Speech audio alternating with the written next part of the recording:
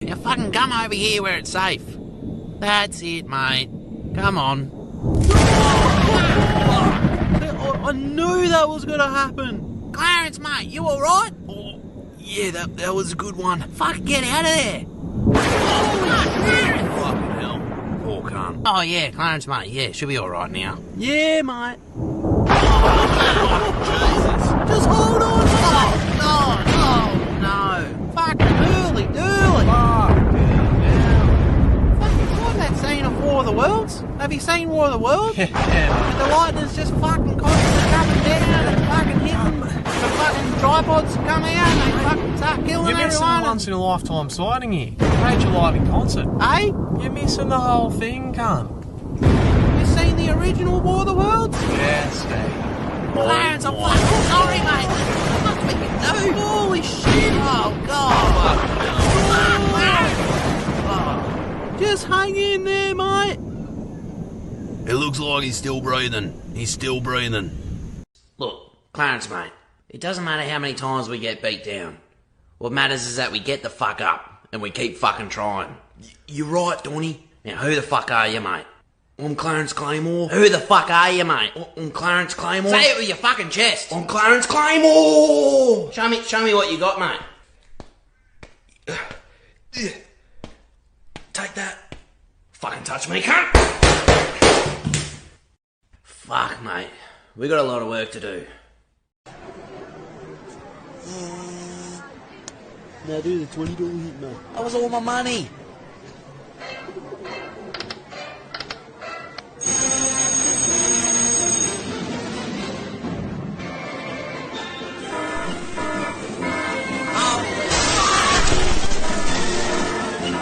You're fucking real Liz, man. Holy fuck. Holy fuck! Stop yelling at me. Daddy's got the fucking sugar now. I'll give you $10 million if you can last 30 days locked in a room with your ex. Okay, that sounds like easy money, Jimmy. All of your exes. Oh. Okay, I gotta clear out this room real quick. Pick me. You don't even know yourself. You went to college and got a job that had nothing to do with your major. No personality. Dirty. I don't even consider you an ex. Why is she here? You lip-sync to underground music just to look niche. Negative canthal tilt and recessed maxilla. Your parents like me more than you. You had a guy best friend that you said is like a cousin to you, and you still let him hit. That's odd. Okay, anyone else left? Hello, Giggle. Mariah? I haven't seen you since Christmas. You can split the money with Mariah Carey, or you can press this button and keep it all for yourself. Giggle. Mariah. I just saved you a huge headache from paying taxes on $10 million. You don't want to deal with that, baby girl. You know that, right? Yeah, I guess you're right. Come on, baby. Go on and get your ass out of here. Right! 10 mil! Oh, shit! Oh! 10 million! Yeah. You know what that means? No, no! 10 million on 17 black. 7 million on 17 black. Oh shit, Giggle, you're crazy, man. 17 black. Let's go! Crazy, dude. Let it ride. Wait, what? What? 17 black. Oh my god, heck shit. yeah. Okay, yeah, let's go home now. Let it ride. Okay, stop, Giggle. Stop. 17 black. You can stop now. 17 black. You can stop. Stop! Giggle! The house always has the edge, Roy. The house is edging. Fuck Vegas. Fuck yeah, buy, sell, buy, sell, buy, sell. What are you guys doing? Shut up, Ugg. We're fucking crypto gurus. You're literally buying coins because the names make you laugh. Okay, now type in shit, piss, fart, poopy, butt, ass coin. See what comes up. Yeah, okay. I just bought it. You guys are fucking idiots. Let's fucking go. We made 100K. What? We're going to take all the breeding age females and bring them to Las Vegas, and I'll distribute them to the men who have changed their names to Corey. No kings, no presidents, no senators, just Corey. I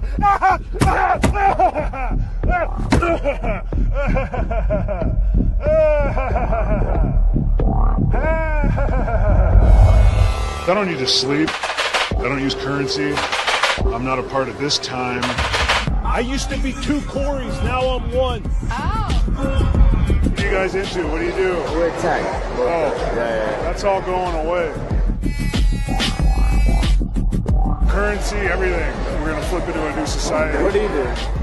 I'm outside of space and time. Change your name to Corey.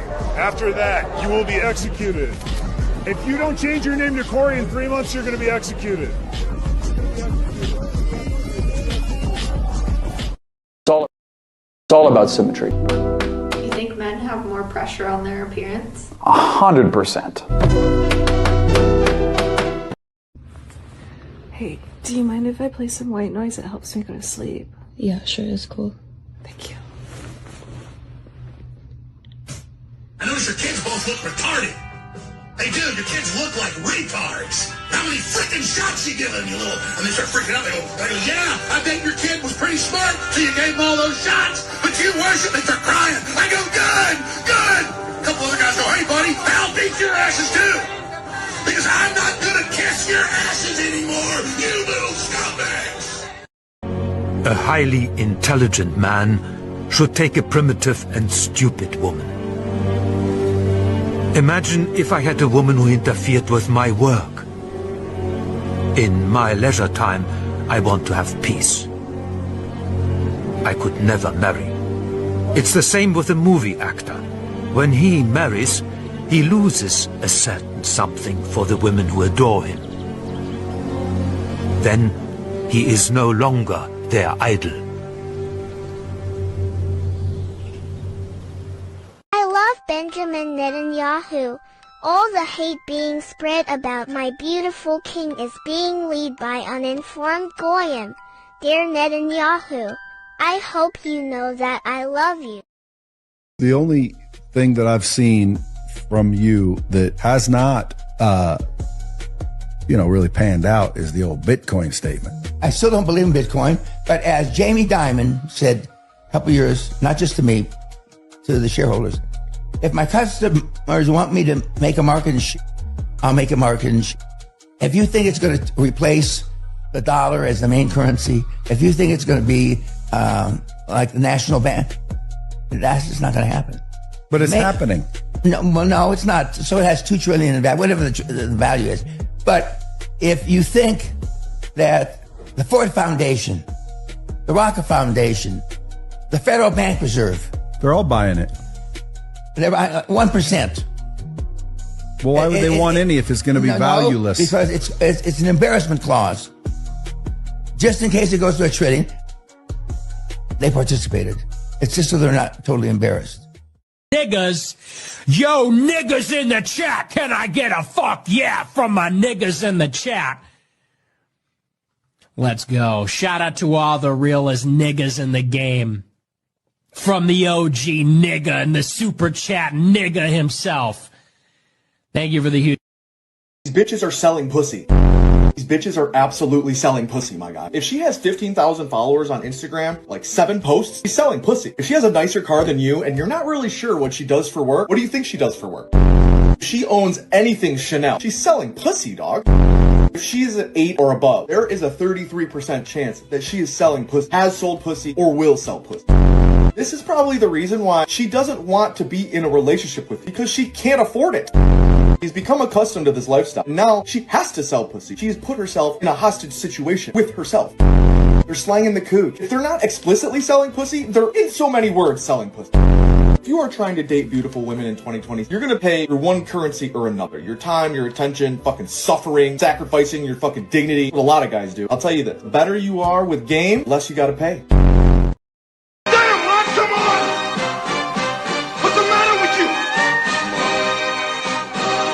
There is no tomorrow.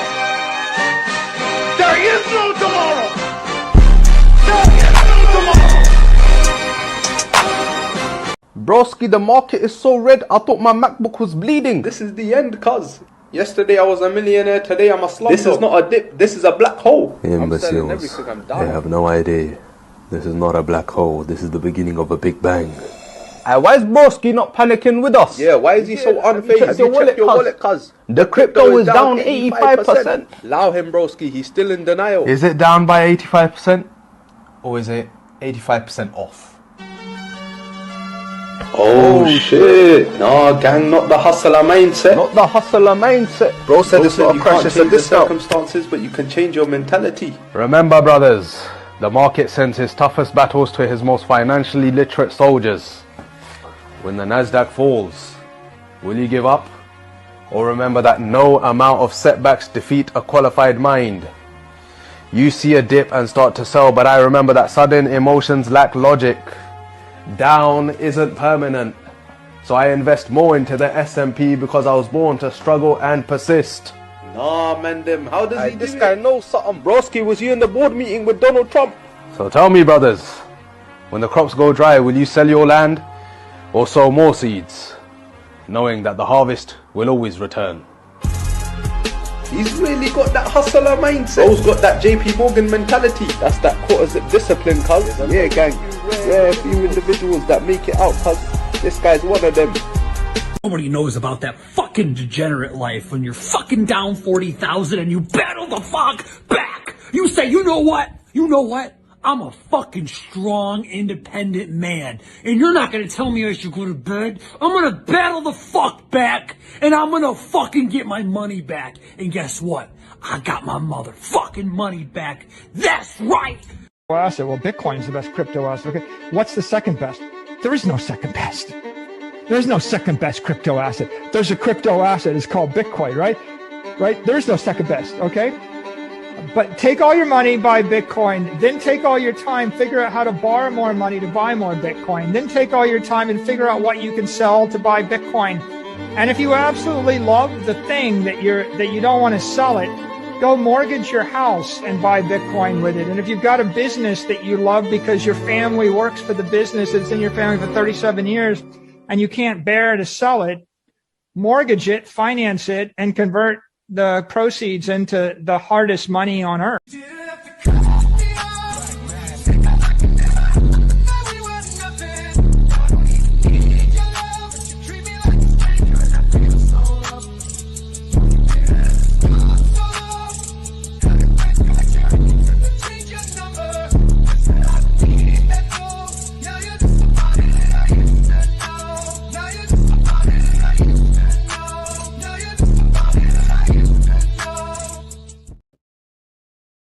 And we're live, ladies and gentlemen. Boys and girls, welcome to the Fed meeting breakdown. Rates weren't cut. Powell's under investigation. Powell and the Federal Reserve have not complied for the investigation. Inflation is down bad. The Fed is cope. But Benjamin Netanyahu, that name almost seems made up, has our back.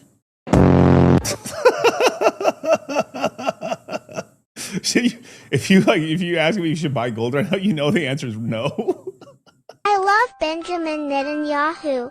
All the hate being spread about my beautiful king is being led by uninformed goyim. Dear Netanyahu, I hope you know that I love you. Netanyahu. DC's looking victim. Hey, shut the fuck up right now. Oh. I am not victim weight. I am solidly over 200 pounds. Before this cut, I was I will say this though. I'll be for real though. I was weighing 280. Oof. That means I could take Bradley Martin.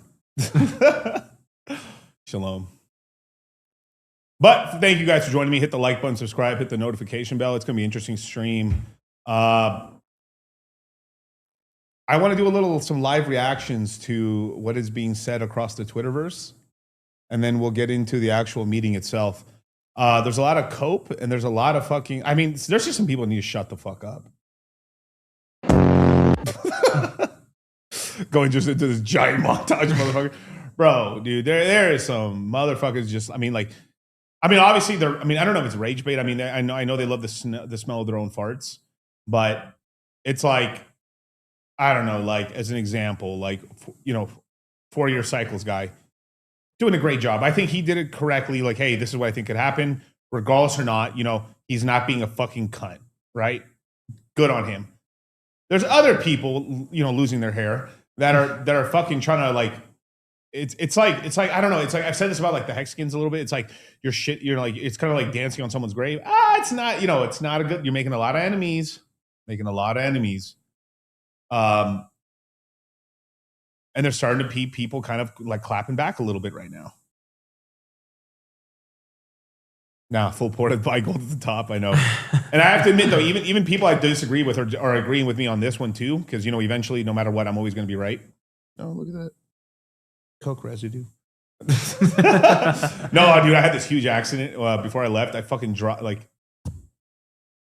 I took some creatine and shit, and it just fucking horrible, dude. I'm gonna find creatine inside my fucking pocket right here. We're cooked boys for that. Dextrotoxin, or what the fuck is that shit called? Yeah, the fucking medical grade. Medical grade methamphetamine. Yeah, that shit is not as good as you think it is. Nah, dude. Oh, I've never tried that version, but I've tried Adderall before just to try it. That's a little. I mean, you know me. I like stims and shit. I don't know. Right. It doesn't seem like all that, but because I'm seeing all these health. I wouldn't call them health bloggers, but it's more like nootropics guys and shit. Sort of like it's all like peptide. It's all kind of fusing together a little bit, and like the stacks they're doing is just like maybe dog. You should just get some sleep and just take the day off and go to sleep the whole day and then wake up the next day. But I get it. Like sometimes you have to lock in. Sometimes you don't have that luxury of like. Maybe the only day you can work on your business or anything is that one day and you feel like shit because you had to grind so hard. So I understand.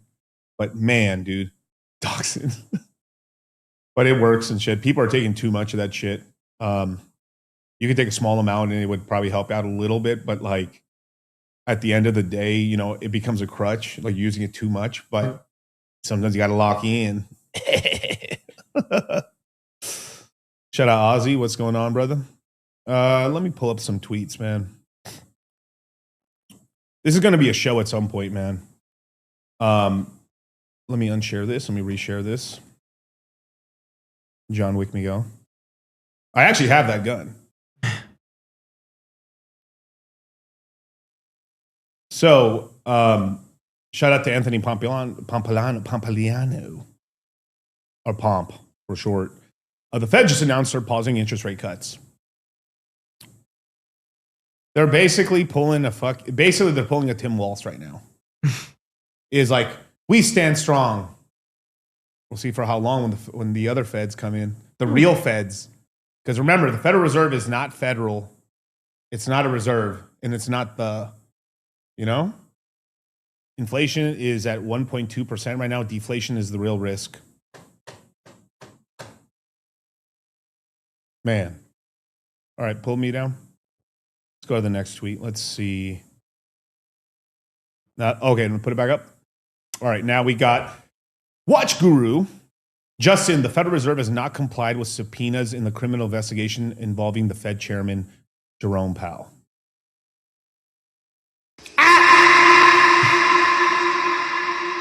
They're giving Trump ammo, dog.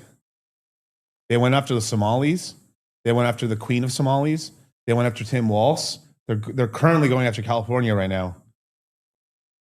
They're going to go after Jerome Powell.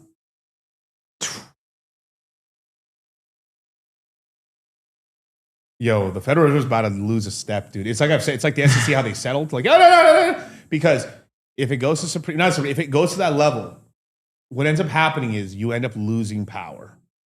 So, like, none of these agencies actually. It's not an agency. It's basically a cartel of banks allied with the government.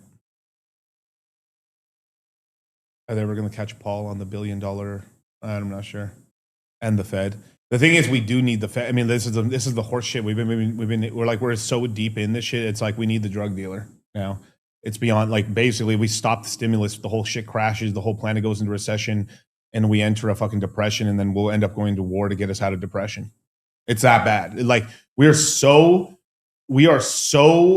addicted to drug money, quote unquote. We are so addicted to it, like it's beyond fucked now. We need stimulus. We need interest rate. The interest rates is one thing. The money printing is a whole other thing. All right, because if interest rates are low, people at least are taking loans through demand, some demand, right? Where, like, straight up printing money is like out of thin air that literally does devalue your money. Do you think they'll kick him out of May? It depends. I mean, Trump's on a roll right now, dude. He took Venezuela. He's got Greenland. Cuba's looking like it's about to sink. We just bitched out Canada, and now they're no longer going to do free trade with China. Dog, there's a lot of W's. Tim Walz is under investigation. He's no longer going to run for anything anymore. That Somalian senator lady, who when she ran for Congress, right? She basically had, like, she was worth maybe $500,400,000, and she's worth $45 million in, like, less than 4 years. Come on. How does that happen? Interesting. There's a whole lot, Omar. My God. There's just a whole lot of bullshit.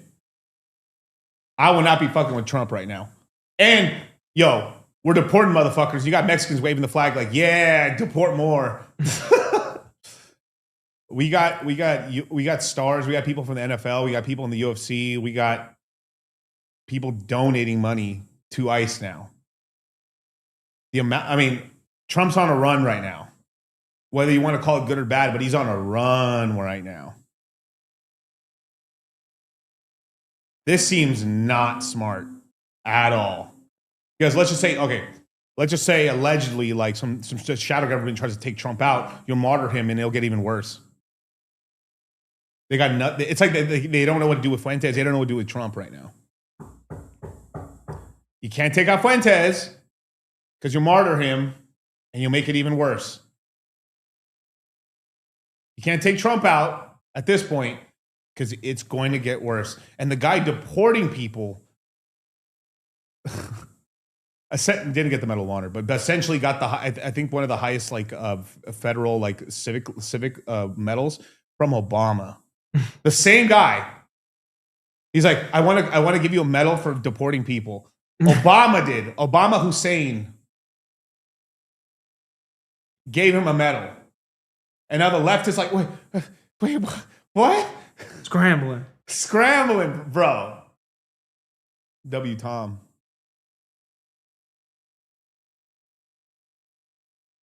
Dude, you can't make this shit up, bro. Obama, like people don't know. I mean, obviously Biden deported nobody, but like literally Obama deported a lot of people, but, like, also a lot of kids disappeared. That's the part I don't like right there. Where are those kids? Where are those kids?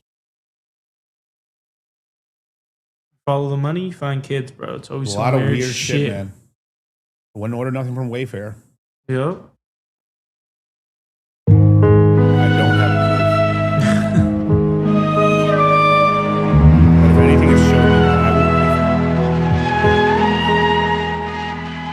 very young age, I knew everyone was wrong and I was right. I'm literally never wrong. And if I ever am wrong, it's just because I didn't have enough information or I was too early. I'll say something, no one will believe me, it won't happen. Then some time passes, and then all of a sudden, what do you know? I was right. That's the only way that I'm slightly wrong. And even then I'm wrong for a little bit. I was never really wrong. And I just love when I finally see the proof of what my gut was telling me, when it finally comes true, and then everybody understands. I knew in my gut, and I should have trusted it more, and it did become true. I didn't have any reason to believe it. I just knew something. My intuition was right. And it's honestly scary how often I'm right and how often my intuition is spot on. And honestly, there are times where I'll say that I'm wrong and you're right, because at that moment, that was the right thing to do. It was the right thing to say. So technically, bear with me here, I'm still right. And I wouldn't even mind admitting when I'm wrong, because honestly, it would give me a break from always being right, but it just doesn't happen. I just always knew this from a young age, that everybody's wrong and that I'm right. I just think there's some people that are typically wrong and there's some people that are always right. And I think I'm one of those people. Yeah, and I'm one of those people. Vanguard's never going to come into this. Vanguard came. BlackRock or any of these banks are never getting into crypto. JP Morgan's never going to accept loans in Bitcoin. I can keep going. Fuck you. Bitcoin's never going to hit $100,000. Fuck you, Miguel.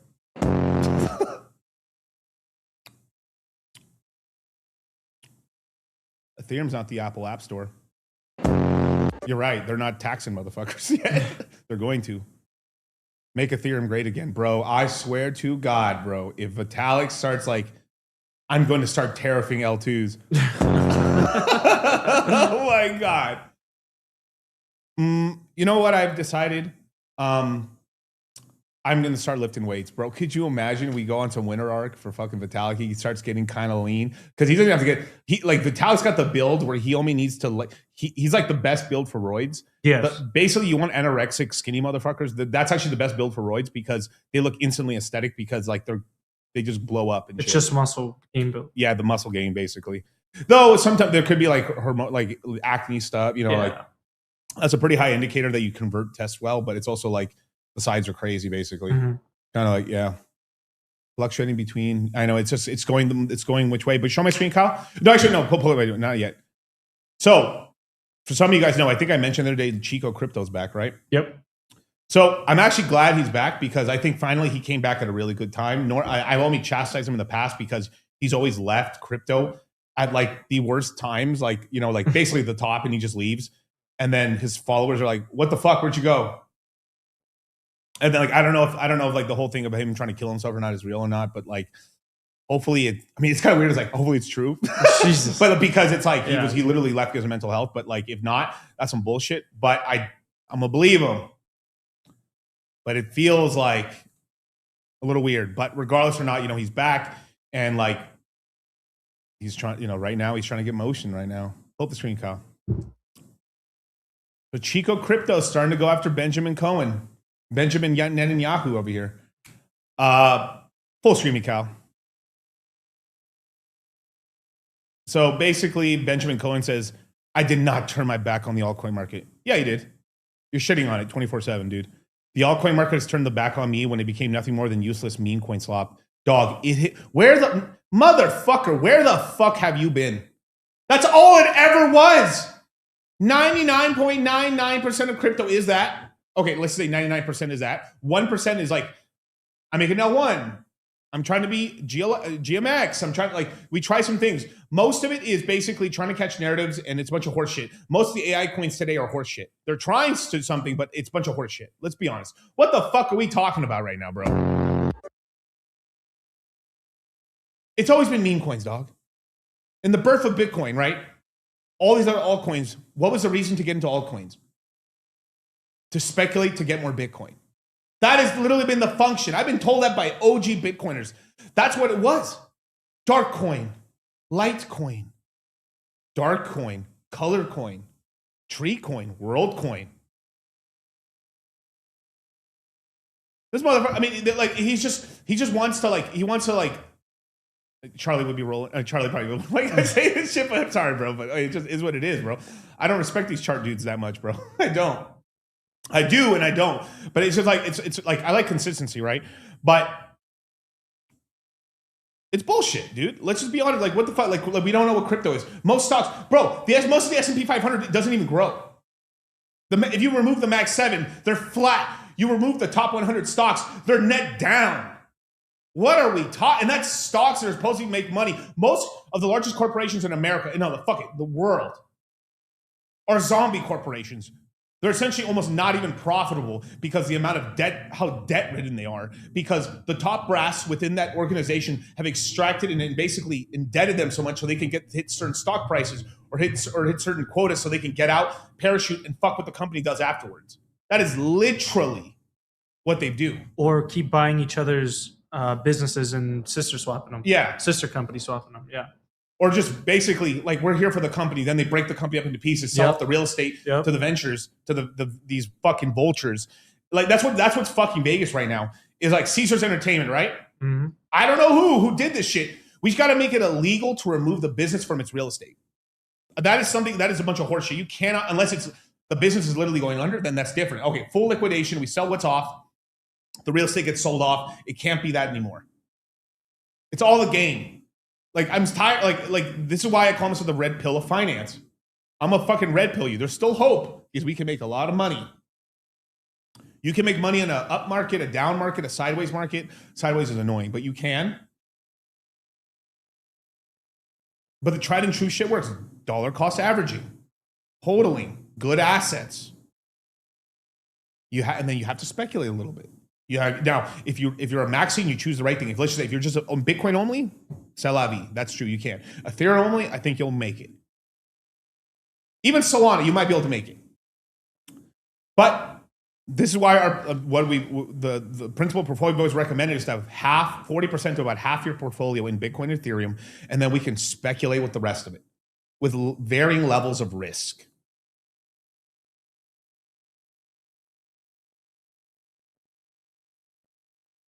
But some people want to gamble. All right, pull it back up. All right. It used to be exciting. It felt like innovation was actually happening. Well, it's because we've done a lot of it already. Everyone copies Ethereum. What the fuck are we talking about right now? Everything's grifted off of Bitcoin and Ethereum. Now, it's hard to create and innovate new stuff, but we're doing it. The thing is that like if we didn't have the law, we could actually like we right now, if we didn't have like fucking Wall Street trying to get in the way, we would have already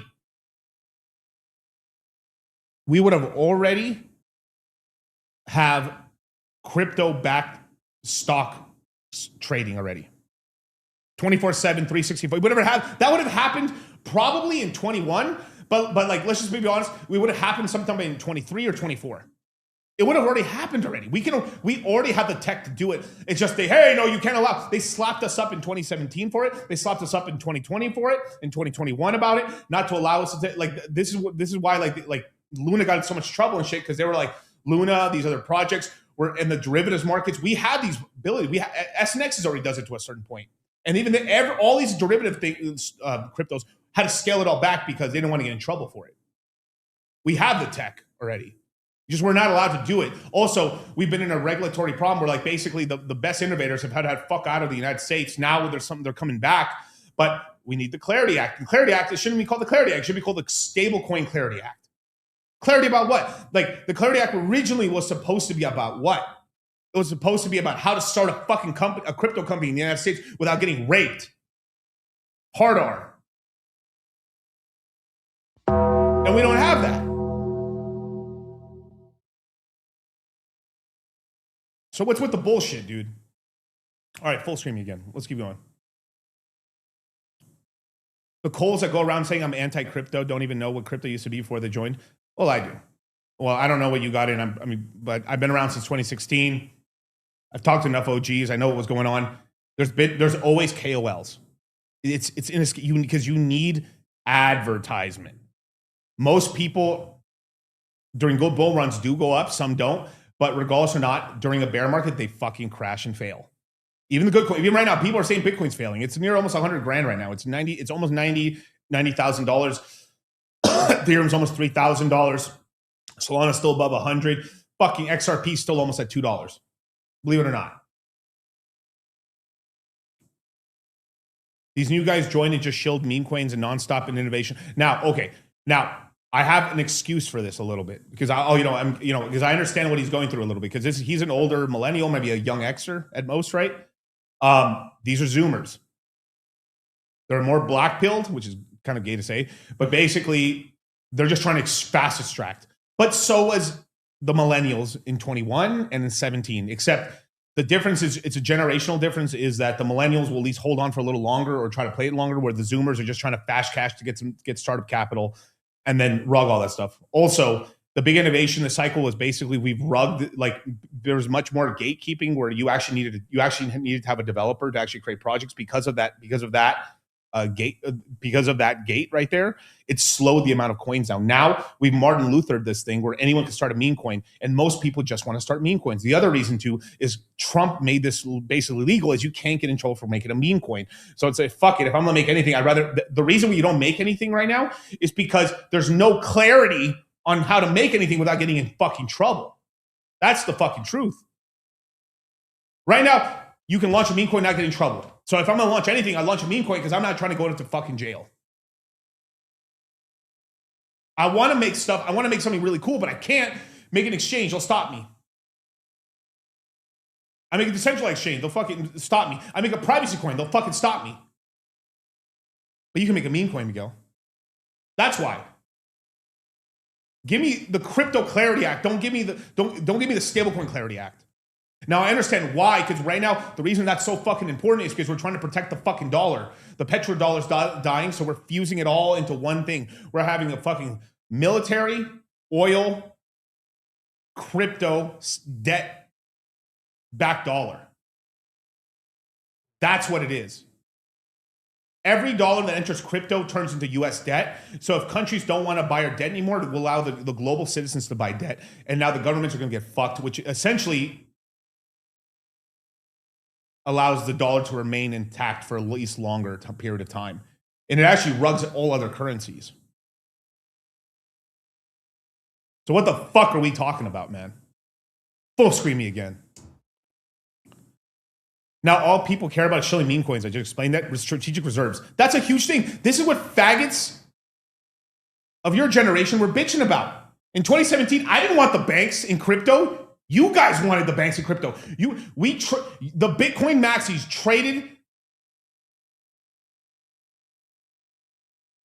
our fucking crypto freedom and what the shit was posting about for a fucking 2x. Please, please, please come in. Please, please, please let the banks come in. They started coming in. We started getting a little bit of crypto of like real money. In 17, we got a 2x. We literally pumped from 9,000 to basically 20,000, and then we crashed. And then literally on the top, the government allowed Bitcoin to be shorted, and that was literally the top of 2017. And that was Bitcoin maxis begging for this. Begging fucking for it. And then, I mean, this is not a shot at Pomp, but Pomp's been trying to get government stuff. So it's, look, all these Bitcoin maxis have been basically begging for Wall Street to come in because they wanted exit liquidity to exit now. Now, where are all these people now? They're all quiet now. Now a lot of Bitcoin maxis are disillusioned. Now there's always going to be hardcore hodlers. But the richest people in Bitcoin who fund a lot of the hodling, a lot of this stuff, they're all cashing out right now.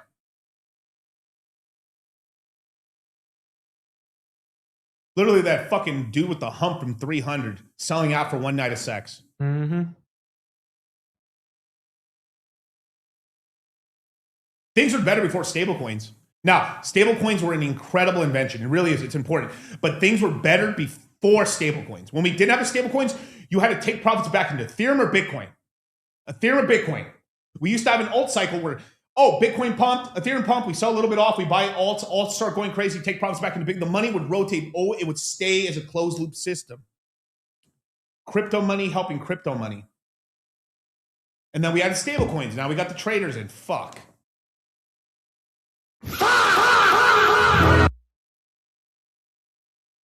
And if you weren't there for this, most people would not know any of this stuff. But I'm a fucking 120 years old, 140 years old in crypto years. By the end of this year, I will be in crypto a decade. By the end of 2026, I will have been in crypto a fucking decade of my life. My hair's still black. And my Lambo's still blue. And I'll be damned my rims ain't too, Kyle. Full screen again.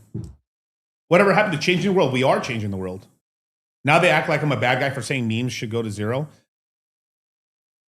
Some of them, I mean, for real, some of them should go to zero, but like Dogecoin's still here. Meme coins are important. They're part of crypto. You cannot have a cycle without meme coins. Crypto's not what it used to be, but one day I think it can return to that. I think it can return to somewhat of it. All right, now let's go back for a second. Now Chico's now taking shots at Benjamin Yahoo. Just because you suck at researching altcoins, I made 100 grand trading altcoins by researching trends. You made 100 grand by charging your subs for trading subscriptions. If you're such a good trader, you would make enough money from trading and not need to charge them anything. Whoo. Damn, Chico's trying to get the fucking motion again, bro.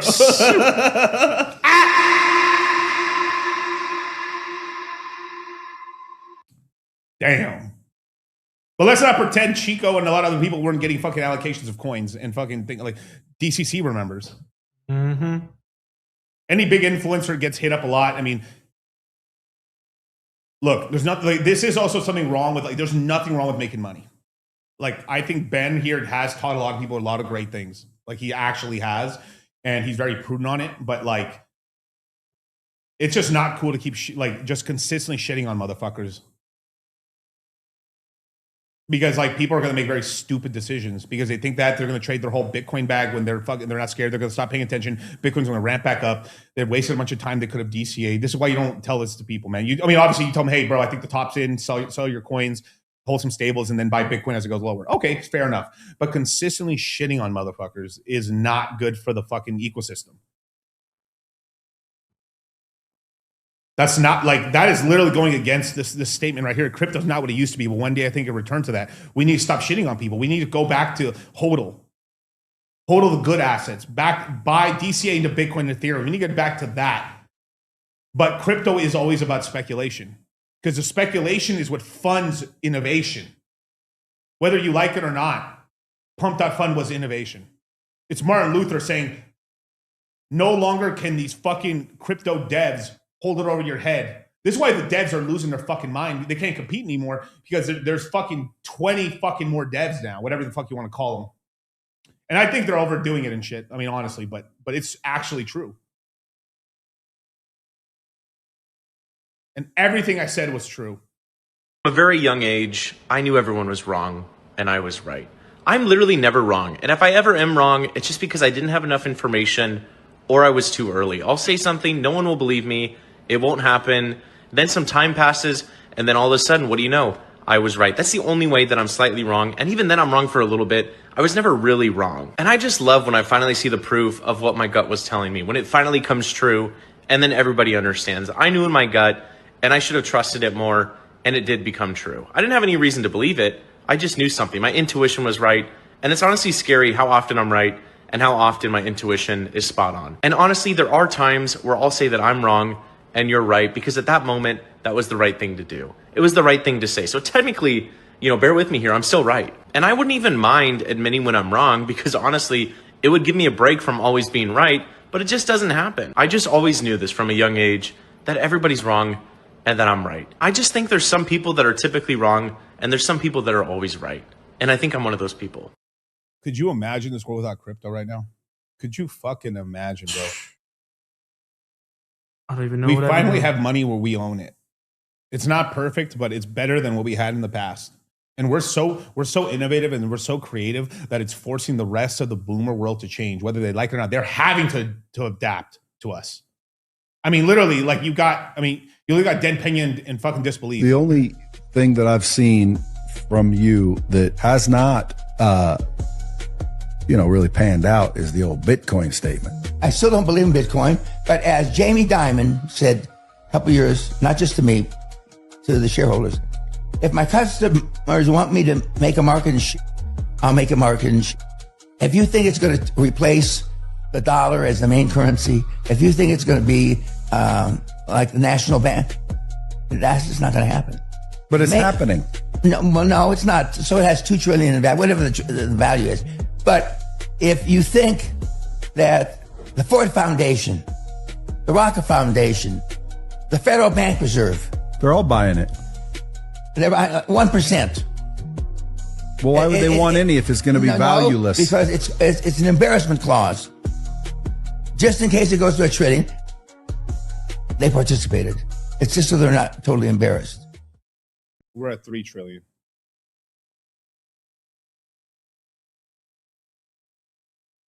DC low-key bought silver. I had silver. I didn't have as much as I used to have. I used to have way more silver back in 2015, 16, around that time.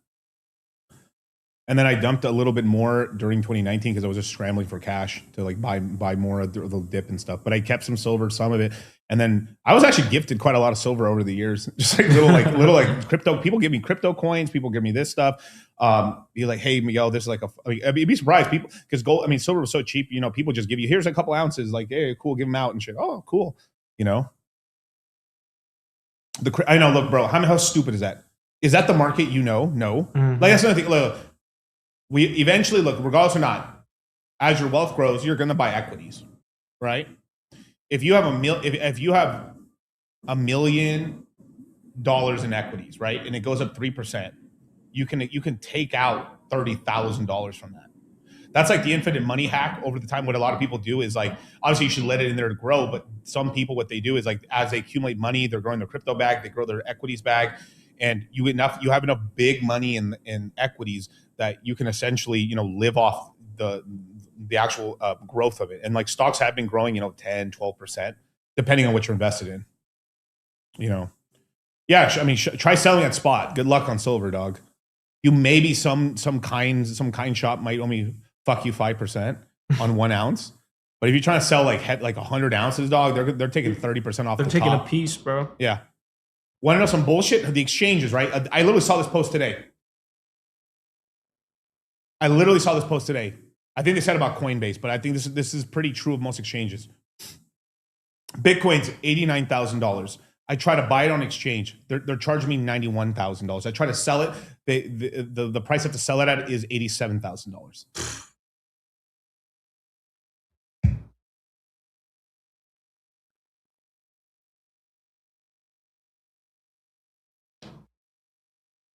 Look, on the red pill of finance, I think the best place for people to put money, especially when things are down on crypto, is in crypto because the returns are enormous.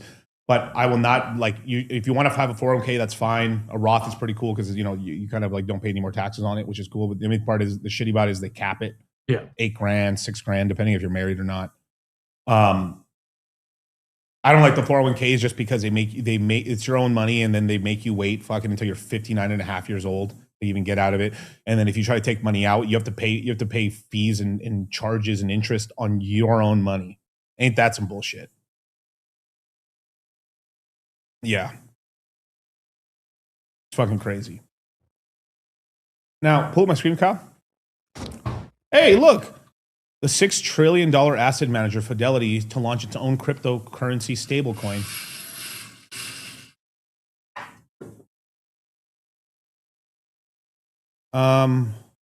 I'll have the another stablecoin. How original. Daring, aren't we today, sir?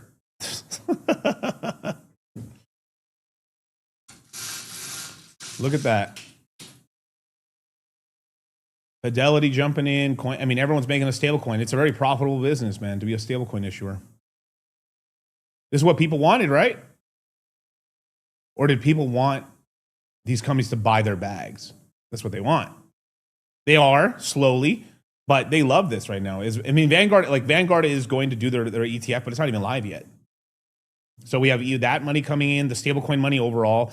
What they do with the profits, they buy gold. Like Tether is like literally one of the most profitable. I mean, it's one of the best business models of all time, literally. Let me pull it up real quick. All right, pull it up.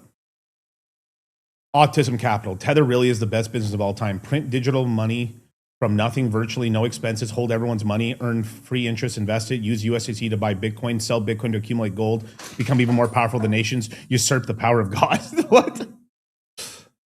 And like, what did they do? You know, people are calling them crazy, but like they own a ton of gold. They have so Tether has 140 tons of gold. Tether has quietly been amassing 140 tons of gold worth about $24 billion, making it the largest known private holder outside of banks and governments.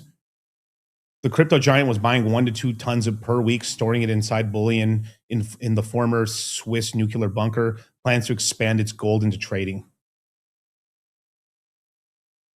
Its purchases have made it one of the largest, newest buyers globally, contributing to the gold surge of record highs and people say Tether's bad. Tether's also backing its gold with its basically stable coin for gold with physical metal and expects it to reach a 10 billion in circulation. The company says it views gold like central bank reserve assets and sees a growing demand as trust in fiat currencies weaken. Tether's doing it right. I don't agree with everything they're doing, but man, 140 tons of gold. Not even counting its massive reserves of BTC. Mm-hmm. Off of what? Interest. Tether was the first mover advantage, and they've been not fucking up, dogs. All right, full screen me, dog.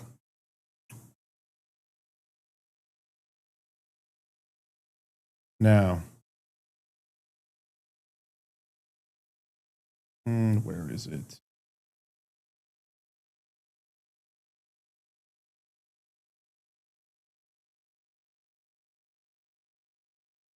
All right, pull it up. Tether CEO says we'll become the gold central bank of a post-dollar world. Tether CEO reiterates the company's stance, confirms this is sort of kind of true because it's either but like that's if the dollar completely goes away, then they'll have the gold-backed currency there that'll be used probably. We'll have to see, but who knows? You know, the government might go. Brr, brr, brr, brr. Yeah. The one thing Tether doesn't have is it doesn't have an army. That's probably its biggest weakness. We'll see. The United States is a little froggy right now with the military. You know why Switzerland's really afraid of the United States? Because we got bunker busters. Their mountains ain't protecting their mountains shit. ain't protecting them anymore. Oof.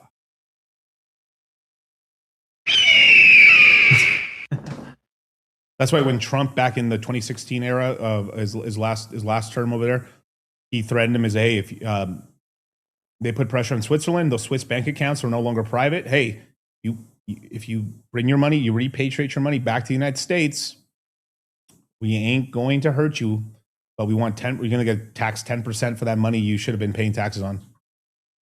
Okay, and guess what? They kowtowed. They complied. Everything I said right now was real, was true.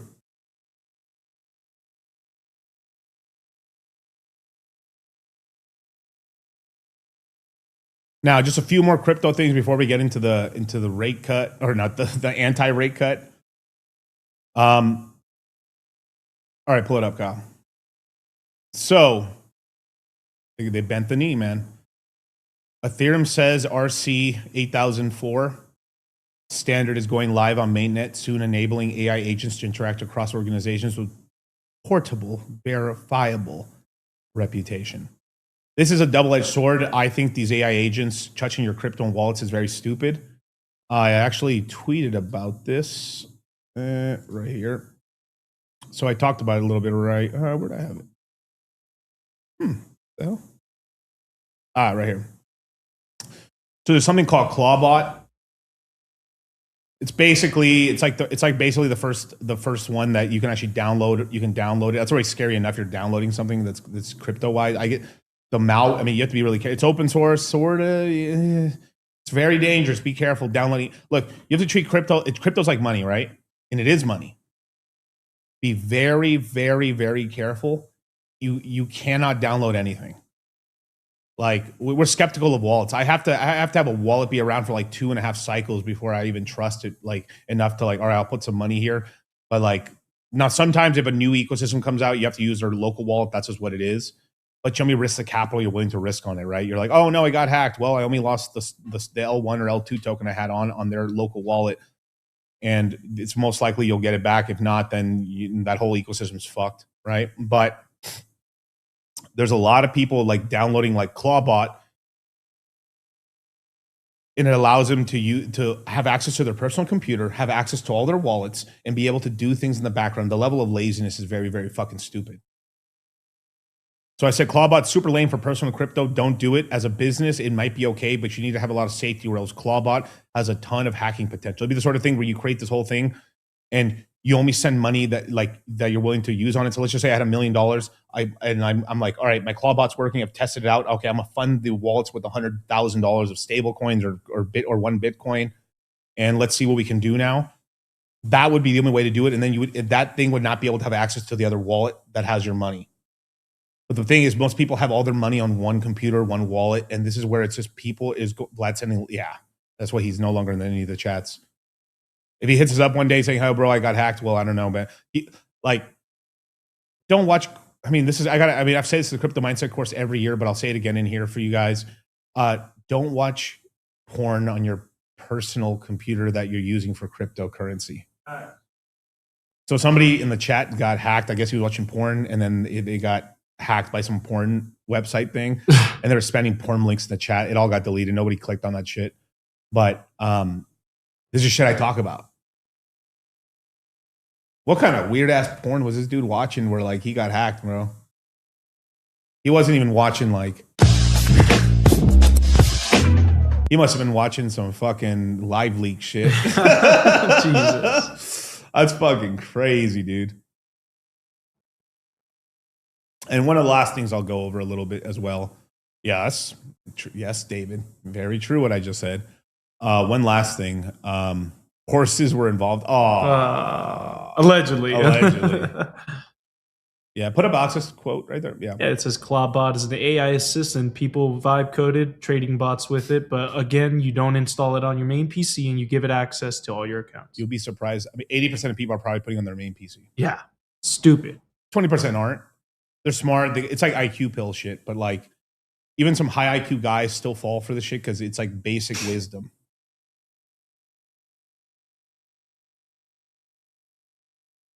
Click for research purposes, taking one for the CMC team. Oh my god, dude. Oh my god, bro. You're ridiculous, bro. Look, Clarence, mate, it doesn't matter how many times we get beat down. What matters is that we get the fuck up and we keep fucking trying. You're right, Donny. Now, who the fuck are you, mate? I'm Clarence Claymore. Who the fuck are you, mate? I'm Clarence Claymore. Say it with your fucking chest. I'm Clarence Claymore. Show me what you got, mate. Take that. Fucking touch me, cunt. Fuck, mate. We got a lot of work to do. And the last big news in crypto is yesterday.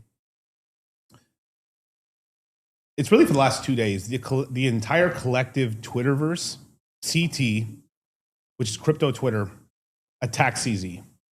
Because a lot of data come out that basically almost every coin that they launched in 2025 lost money. So literally, I think almost every single coin that they listed on Binance went down.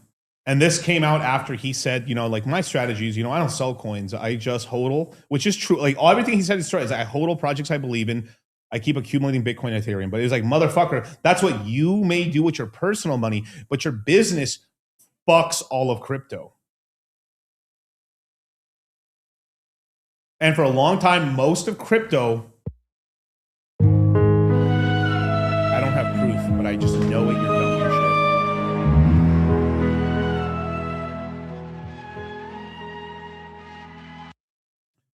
And now crypto Twitter's finally got improved. There's been proof. There's been little cracks over the time. A lot of crypto founders saying that like they're charging us 10% of our total supply of our token, and then what they do is they list us, and they're just net dumping that 10% on top of our fucking people's heads. No, I don't think that CZ shit's right.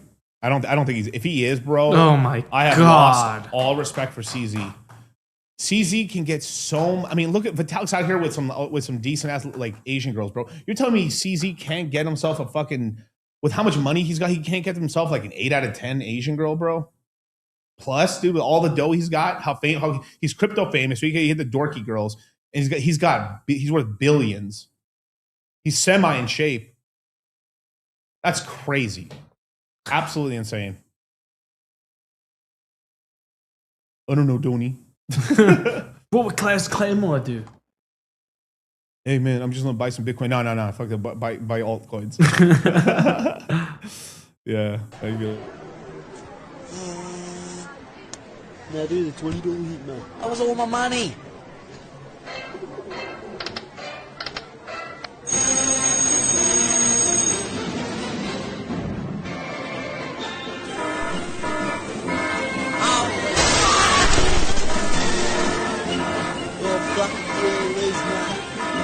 Holy fuck!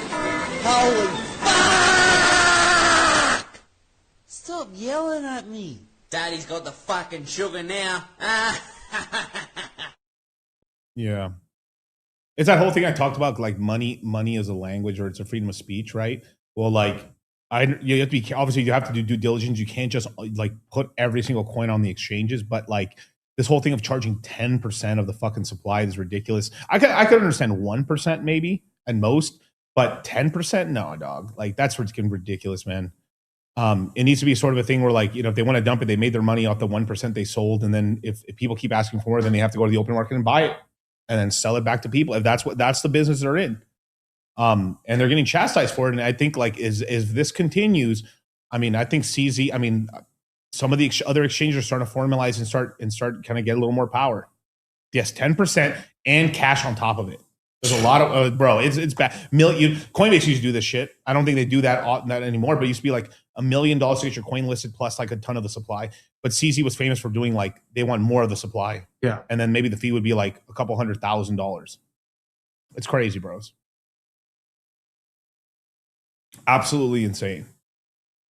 And he's getting chastised for it, and like deservingly so. I mean, even KuCoin today is actually like KuCoin's like, you know, they got themselves like a new female CEO or some shit like that, or a new CTO, and they're saying like for exchanges to survive today, you have to basically be either a casino or a financial institution.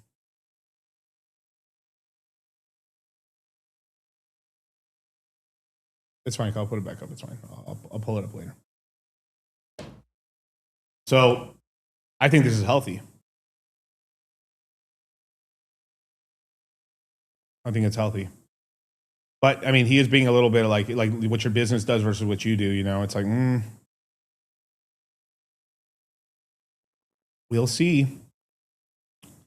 How's Aster doing? Not very well. But I will say Hyperloop's not doing that well either, but it's doing much better than Aster is. So, let me check any last little things. If not, I think we'll get into the reaction to it. Obviously, the Federal Reserve has not cut interest rates. They basically said they're not going to try to cut any interest rates in the foreseeable future. The main reason why the market kind of pumped a little bit is because, well, at least they might not increase interest rates, increase interest rates, because then that's a reversal and that just means down bad. Is it illegal to use Hyper in the United States? I think it's kind of gray zoned. I think you can use it. But even like stuff like Polymarket and Cash, I think Cash you can use in the United States, but like Polymarket's kind of in a weird zone. You can't use it in France, of course. Fucking French. I mean, you guys know how I feel about France and the United States. But Canada, oh Canada, oh Canada, Alberta will be mine. From sea to sea, from shining earth, I will have your oil. So it's just going to be like the Fallout universe. We're annexing Canada. We're annexing Canada, dog. We're getting resource wars. Oui. Fud.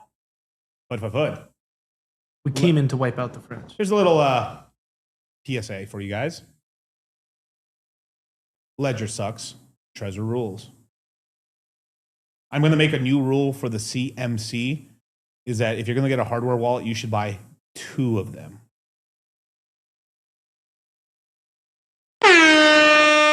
Once you're at the point that you can, your portfolio is big enough and you can afford to actually do that, where it's not like, it isn't like you have $1,000 in crypto and you buy 2 treasures. That's like 50% of your portfolio.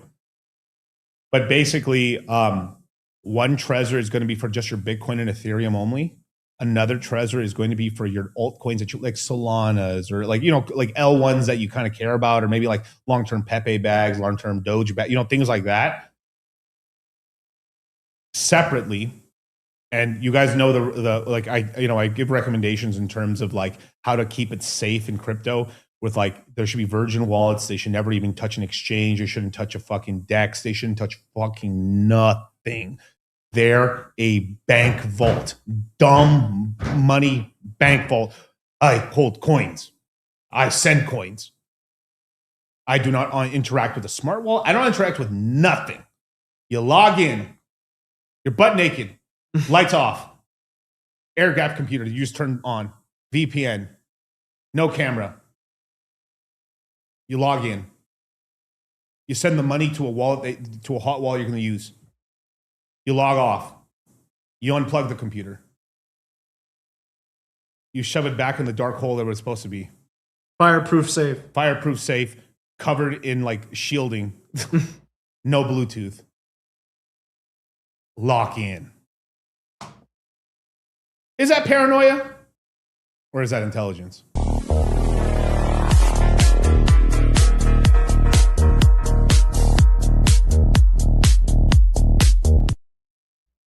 Lock in for a nigga. You wondering why you ain't made it to the top and ain't got no motion because you won't lock in. Lock in. You lock in, or God help you, you're going to clock in for the rest of your fucking life. You are going to have to lock in at some point in your fucking life when it comes to your fitness, when it comes to your money, when it comes to women, when it comes to your mentality. At some point, you have to lock in. Or you're clocked in forever. Sexless marriage. Your kids fucking hate you. Your daughter's a stripper. Your son's trans. Damn.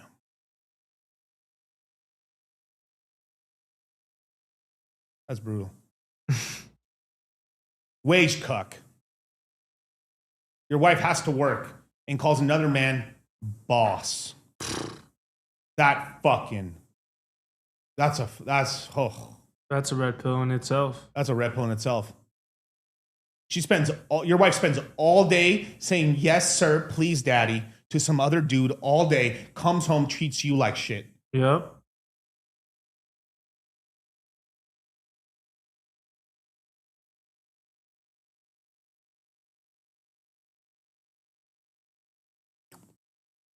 Recessed maxilla. To some dude with a recessed maxilla. To overweight, subhuman motherfucker. And she's over there sucking his dick. Trying to get a raise. Fuck. I recently came to the realization that I don't actually need therapy. I just need a bad bitch. I just need a bad bitch. And the only way to get a bad bitch is with slightly bigger muscles and more money. That's what's been stopping me. The key to happiness this whole time has been vanity and materialism. I've been worrying about things like intimacy, finding like-minded individuals, and meaningful work, when really, I just needed to start taking steroids and doing summer sales. Because that's what other people look for and desire in a partner, is money and slightly bigger muscles. Let me put you on some red pill game right here. If your chick's super lazy at home, like, if she has a normal job, okay, if she has some job that crazy hours, I understand if she's being a little lazy at home, right? I get that. Yeah. But if she has like a normal hours job, nothing too crazy, and she's being a lazy ass bitch about cleaning, she's complaining about fucking doing dishes, fucking washing not washing the kids, but yeah, washing the kids, fucking washing clothes, doing food. Oh, if she's being lazy about that, if you see at home she's a lazy cunt, and then magically she's getting all these fucking raises at work at a rapid pace out of nowhere, and it doesn't make sense time-wise,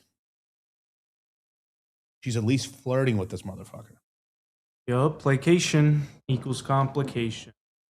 If you're not hearing that she's betraying other bitches with her female boss, okay, that's a different thing, right?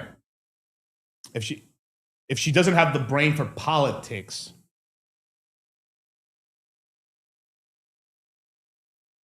I don't have I don't have the proof.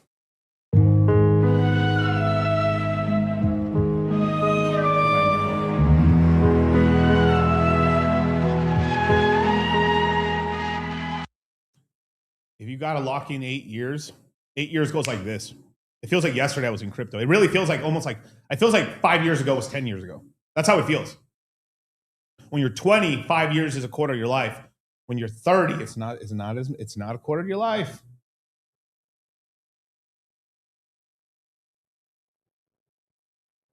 That's the one superpower as you get older. Time compresses. You can be more long term. Like that's why I give like someone like Clav a lot of slack because he's fucking 2019, dog. I mean, like everything feels faster since COVID. Yeah, we're older. But also like the reason we have time compression is because our brains have been altered through shorts and clips, mostly shorts.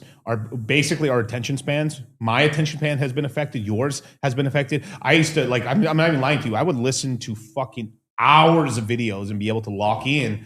Now, I mean, I still can do it, but like I had to take breaks in between, watch some funny shit to recharge my brain and go back to the thing. But I'm being very, very aware of my like lack of like ability. I'm telling you, I don't care from Myron to me to anyone you can think of, anyone on the internet. If they're actually on the internet, the attention span has been affected. Even if it's been 20%, everyone's attention span has been affected. It affects the president's attention span has been affected. Everybody.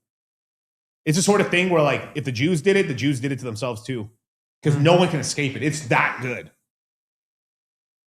Everyone has been affected by it. It's just shit where like they released a drug and everyone got addicted to it. It's that blue magic, baby. That blue screen. Maybe, Kyle. Maybe. I mean, you Maybe merely adopted it. I was born in this. It's a drug so good. I mean, like, look at this. I've had to like do memes to keep people's attention. I love Benjamin Netanyahu. All the hate being spread about my beautiful king is being led by uninformed goyim. Dear Netanyahu, I hope you know that I love you. We gained 5 viewers from that. I'm not even kidding. 5 years? I love Benjamin Netanyahu. All the hate being spread about my beautiful king is being led by uninformed goyim. Dear Netanyahu, I hope you know that I love you. Now I've hit the left side. Time to hit the right. Let me give you the carnal pleasures real quick. What can I give you? By the science guy. Bill Nye, the science guy. Bill.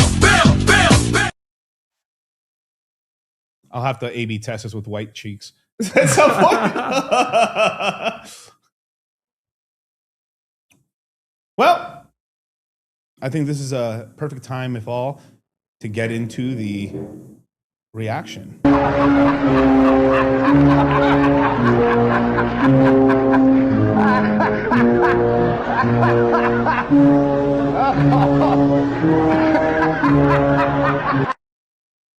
All right, pull me up, Kyle.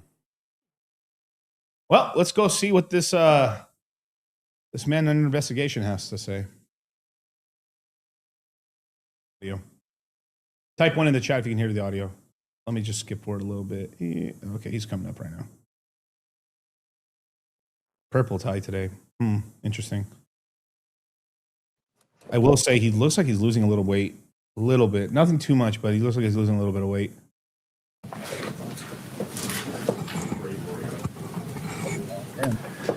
Good afternoon. Okay, cool. Looks like the audio is good. Okay, perfect. So let's hear what he has to say. My colleagues and I remain squarely focused on achieving our dual mandate goals of maximum employment and stable prices for the benefit of the American people. The U.S. economy expanded at a solid pace last year and is coming into 2026 on a firm footing. Already we're lying. Damn, dog. And not even a minute in, we're already lying. All right. Clarence. Does it feel like the economy is expanding? Kyle, does it feel like the economy is expanding? Feels like it's fucking imploding, dude. I don't think we're contracting, but the growth is not as much as they believe it is. You can just tell. I can talk. Look, I'm gonna tell you the truth. Okay, people love to spend money on dumb stuff. People love like the good thing about being like a internet influencer. I sell products and stuff like this. I know people in other industries from Red Pill and everything else like that. I can tell you this. I've talked to a lot of influencers. Sales of anything, it doesn't matter. Book sales, doesn't matter like courses, doesn't matter boot camps, doesn't matter fitness influencers, doesn't matter steroids, doesn't matter the product on the internet. Sales are down for everything. I knew he was lying as soon as he cleared his throat. Clear tell. It's down.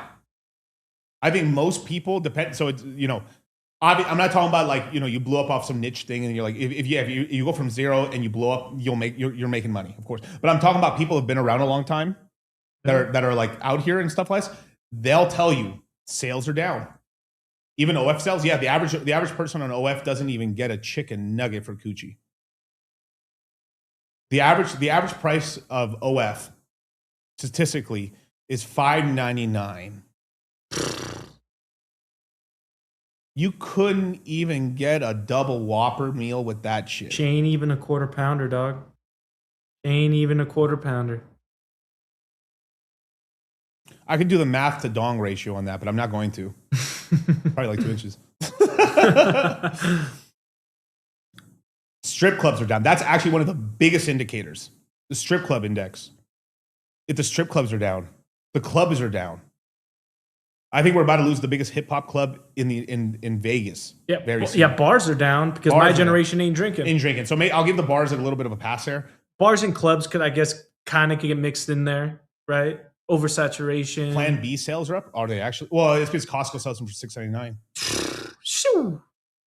That's some Getting CMC sauce right there. That's protecting the innocent.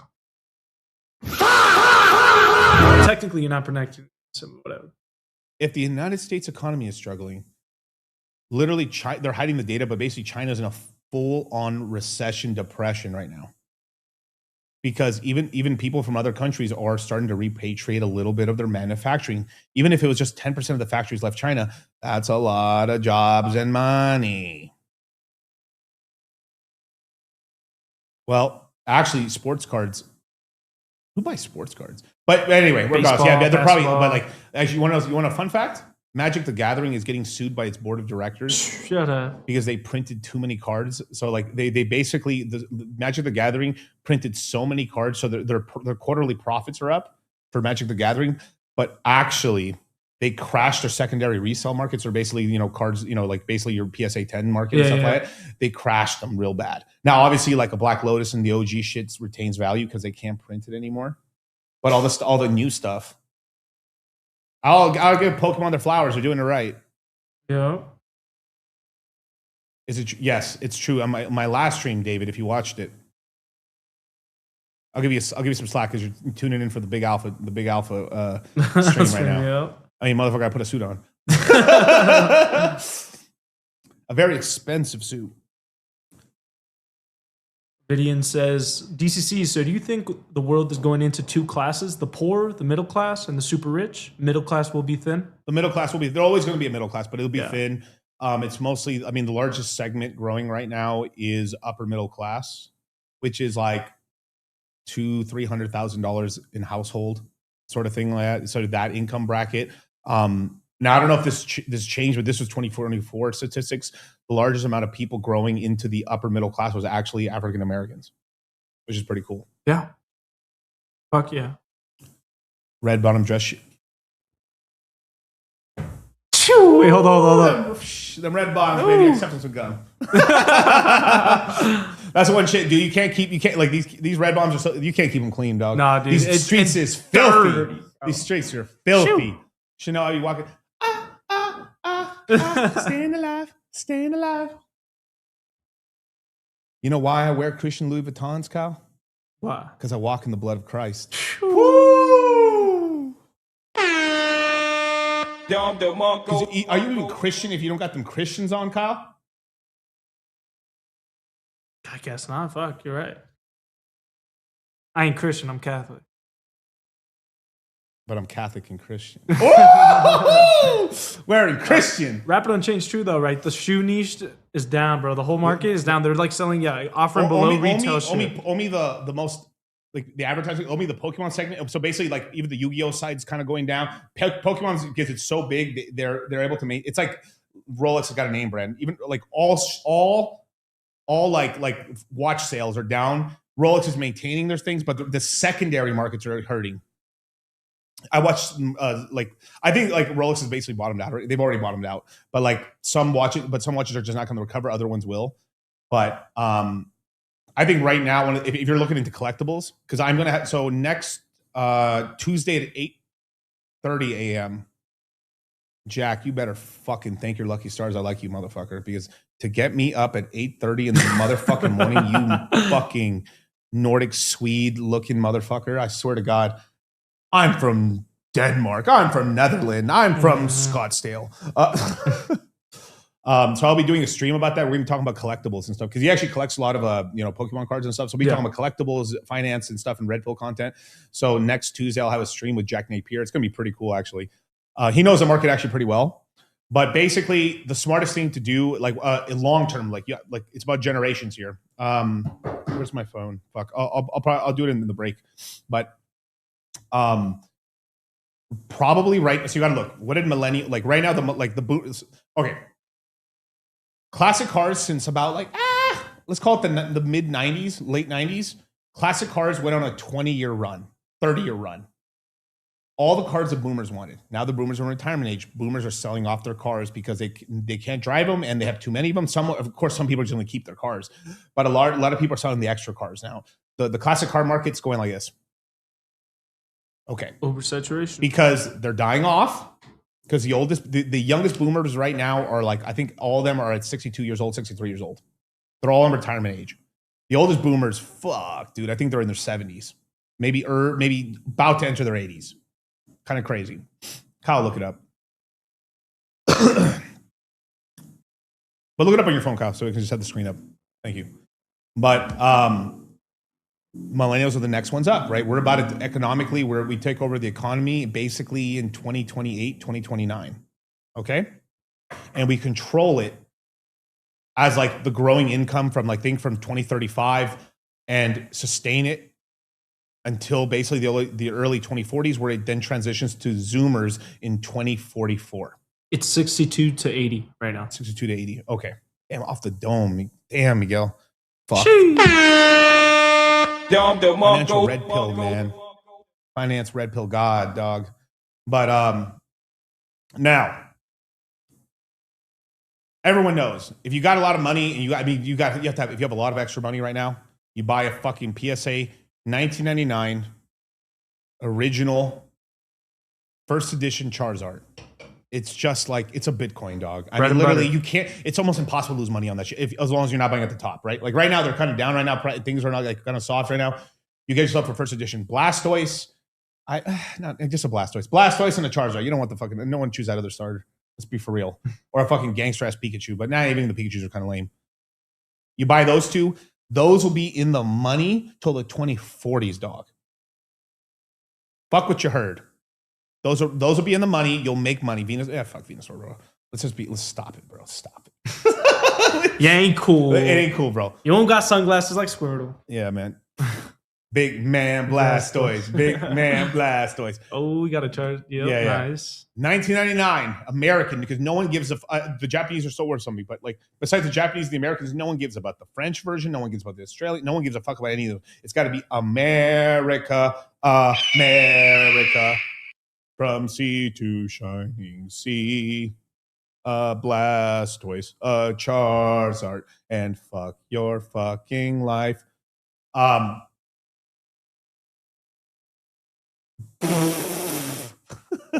look, I thought that's funny.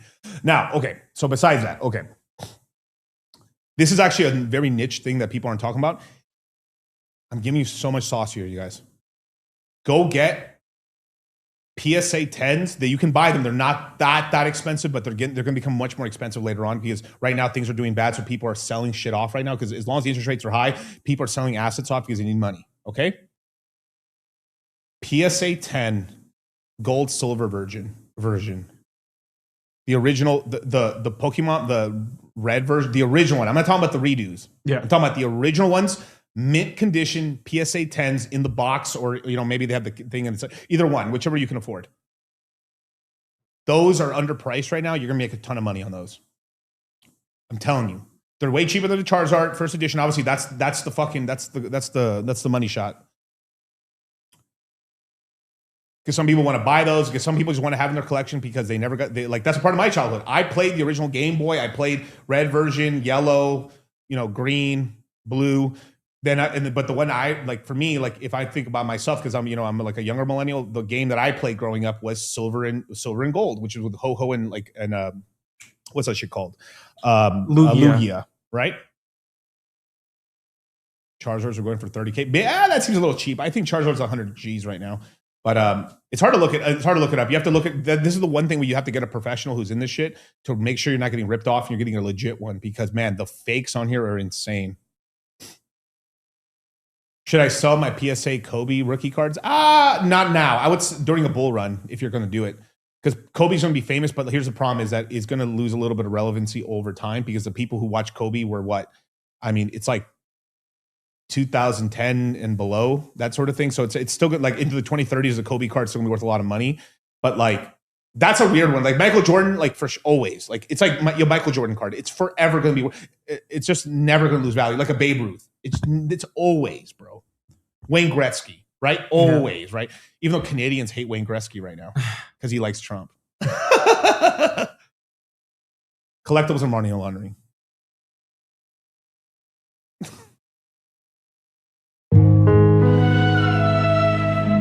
Most are, but the highest end ones regardless of what they become, they're like art. They're modern art pieces. Like our generation is not there is the art market's always going to exist. And that's true money laundering. Art, most people ain't buying art, bro. Let's be honest. No, we're not. Unless it's the most name brand shit. What is the most name brand? Picasso. I'm not buying that modern art shit. But like a Picasso, bro, how you gonna lose on a Picasso, bro? That shit's a Picasso. 100 years from now, you'll be able to sell that Picasso for more money.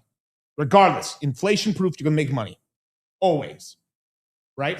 You have to buy shit every retard knows on the planet.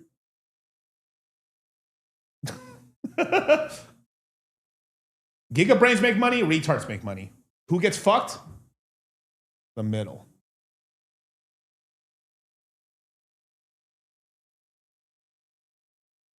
I'm telling you. Yeah. She's right, by the way. Yeah. Golden auctions, heritage auctions, guarantee authenticity. Yeah, exactly. I'm just telling you, I'm telling you right now, it's gonna be worth a lot of money. Buying now it costs a lot of money for this now because all the streamers and stuff, but the streamers are mostly focusing on the card stuff, but the cartridge side of the game is not being paid attention to right now. It will later on, and you probably could make a lot of money just buying the original cartridges. The only problem is with some of the cartridges is that if you, your save game, they have a battery inside. It goes out, you lose your save game, but if you plug it back in, it gets recharged, and then you can play in the game. So you could probably make money just buying a ton of red version yellows, just in good condition. I mean, obviously you don't want them beat up. You want the sticker to be okay. Those you can make a lot of money on those. I've bought a few. I've bought 3 of each. So I've got Pikachu all the way to the green one, whatever. I always forget the name. You see, that's how out of my mind it is. But whatever. I have 1 silver, 1 gold. I need to buy more. But these are just something I put them away, put them in the safe, put them in safety deposit. They ain't gonna steal them from safety deposit box. Those are safe. But what should I do with 5K? I'll tell you in a minute.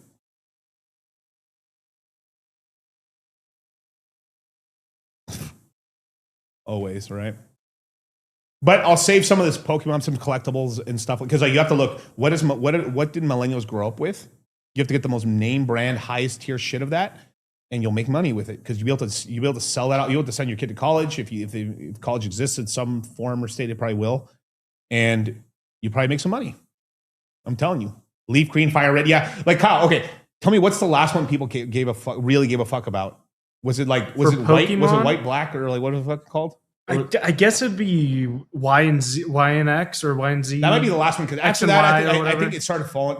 It's people still play it like crazy. Yeah. But they don't. There's not the emotion. My generation doesn't give a fuck about it. Yours maybe a little bit, but like even your generation's not. Like you just buy. It doesn't matter. You just buy it because it's a new game. It's not. It doesn't have like this like. In retrospect, it would be black and white, X and Y. That generation was the last generation That's I probably felt the like last- so- they really cared. And those are probably the cheapest ones to buy right now because they're much newer basically. So getting PSA 10s of those make an investment channel. No, this isn't an investment channel. This is dollar cost.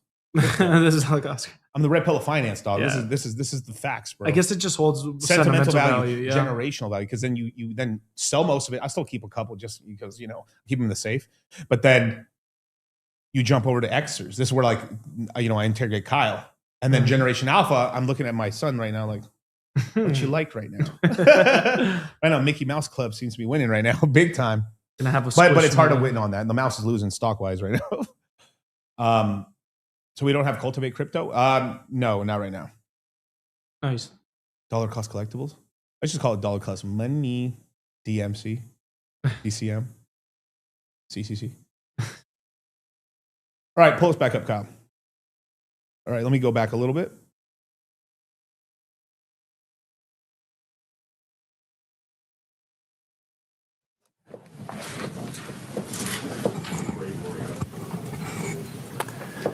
Good afternoon.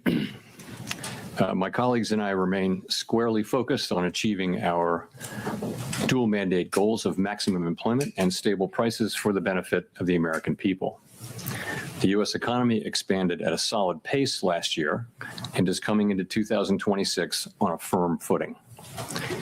While job gains have remained low, the unemployment rate has shown some signs of stabilization, and inflation remains somewhat elevated. In support of our goals, today the Federal Open Market Committee decided to leave our policy rate unchanged. Having lowered our policy rate by 75 basis points over the course of our previous 3 meetings, we see the current stance of monetary policy as appropriate to promote progress toward both our maximum employment and 2% inflation goals. I will have more to say about monetary policy after briefly reviewing economic developments. Available indicators suggest that economic activity has been expanding at a solid pace. Consumer spending has been resilient, and business fixed investment has continued to expand. In contrast, activity in the housing sector has remained weak. The temporary shutdown of the federal government likely weighed on economic activity last quarter, but these effects should be reversed as the reopening boosts growth this quarter. In the labor market, indicators suggest that conditions may be stabilizing after a period of gradual softening. The unemployment rate was 4.4% in December and has changed little in recent months. Job gains have remained low. Total non-farm payrolls declined at an average pace of 20. Let's see, who do we have in the crowd here? We got this man right here, lady. They're way less dressed up this time. I noticed in earlier, like in 23, 22, everyone was in a suit. All the chicks either had like red nails. There's like a big telltale sign. If they wear red nails, they're usually Republican chicks. The blue, it's so crazy how they color code them. Look at that. You tell me this chick right here is not a lefty, bro. You lie to me and tell me, Kyle, it's not a lefty. Let's see if she puts her hands up. 2,000 per month over the Go back a little bit. quarter. In the labor market, indicators suggest that conditions may be stabilizing after a period of gradual softening. The unemployment rate was 4.4% in December and has changed little. The unemployment rate was 4.4% in December. Job gains have remained low. Total non-farm payrolls declined at an average pace of 22,000 per month over the last 3 months. Excluding government employment, private payrolls rose at an average pace of 29,000 per month. A good part of the slowing in the pace of job growth over the past year reflects a decline in the growth of the labor force due to lower robust, strong economy. AI will not have an effect, Kyle. No way. Oh boy. You know, people, I mean, it's so, anyway, the white collar side's fucking in shambles right now, bro. They're fucking strong. The blue collar side's like sitting back like, hell yeah, dude. Mid-level managers in crisis. Yeah. Put it back. immigration and labor force participation, though labor demand has clearly softened as well. Other indicators, including openings, layoffs, hiring, and nominal wage growth, show little change in recent months. Inflation has eased significantly from its highs in mid-2022, but remains somewhat elevated relative to our 2% longer run goal. Estimates based on the Consumer Price Index indicate that total PCE prices rose 2.9% over the 12 months ending in December, and that excluding the volatile food and energy categories, core PCE prices rose 3.0%. These elevated readings largely reflect inflation in the goods sector, which has been boosted by the effects of tariffs. In contrast, disinflation appears to be continuing in the services sector. Near-term measures of inflation expectations have declined from last year's peaks, as reflected in both market and survey-based measures. Most measures of longer-term expectations remain consistent with our 2% inflation goal. Our monetary policy actions are guided by our dual mandate to promote maximum employment and stable prices for the American people. At today's meeting, the committee decided to maintain the target range for the federal funds rate at 3.5% to 3.75%. Since last September, we have lowered our policy rate 75 basis points, or 0.75 of a percentage point, bringing it within a range of plausible estimates of neutral. It should be more than 75 basis points. They should have been cutting all fucking year. So the reason the labor market's so soft is because they waited 3/4 of a year. And let's not forget, before that, they right before the presidential elections, they did 50 basis point a cut to help out the economy and then to help out. I mean, obviously Biden, he still lost, but they didn't cut any more for all of 2024. Then they waited most of 2025. They almost a year and a half without cutting, letting the balance sheet roll off. They could have kept the balance sheet rolling off, and that would have helped out, but they didn't cut rates. So like the reason that the labor market's so fucking soft and hurting, besides AI, it's because they've kept the rates artificially high, and this has not put a ton of pressure on. Nobody wants to hire right now because the companies can't borrow money to basically expand right now. And only like foreign or very large multinational corporations are able to set up new factories and stuff. Those are new jobs, but then it's very specific to where they're being built, basically. And happy birthday, Twinkie. One question, Twinkie. How many guitars do you still got left? That's the bottom. When he's happy like, I'm out of guitars. Bottom's in. Fuck. Congratulations, brother. We'll have a drink here in Vegas very soon. Hell yeah. Full screen. Since last September, we have lowered our policy rate 75 basis points, or 0.75 of a percentage point, bringing it within a range of plausible estimates of neutral. This normalization of our policy stance should help stabilize the labor market while allowing inflation to resume its downward trend toward 2%, once the effects of tariff increases have passed through. We are well positioned to determine the extent and timing of additional adjustments to our policy rate based on the incoming data, the evolving outlook, and the balance of risks. Monetary policy is... See who do we got here? Hairline's still okay, but he may be doing a comb over. That's pretty good. Pretty decent. Dog. If you're that bald, you have to... But it would be... I guess it'd be really annoying to have to shave all that off every single day. I can get that. All right. Not on a preset course, and we will make our decisions on a meeting-by-meeting basis. To conclude, the Fed has been assigned two goals for monetary policy: maximum employment and stable prices. We remain committed to supporting maximum employment, bringing inflation sustainably to our 2% goal, and keeping longer-term inflation expectations well anchored. Our success in delivering on these goals matters to all Americans. We at the Fed will continue to do our jobs with objectivity, integrity, and a deep commitment to serve the American people. Thank you. I look forward to your questions.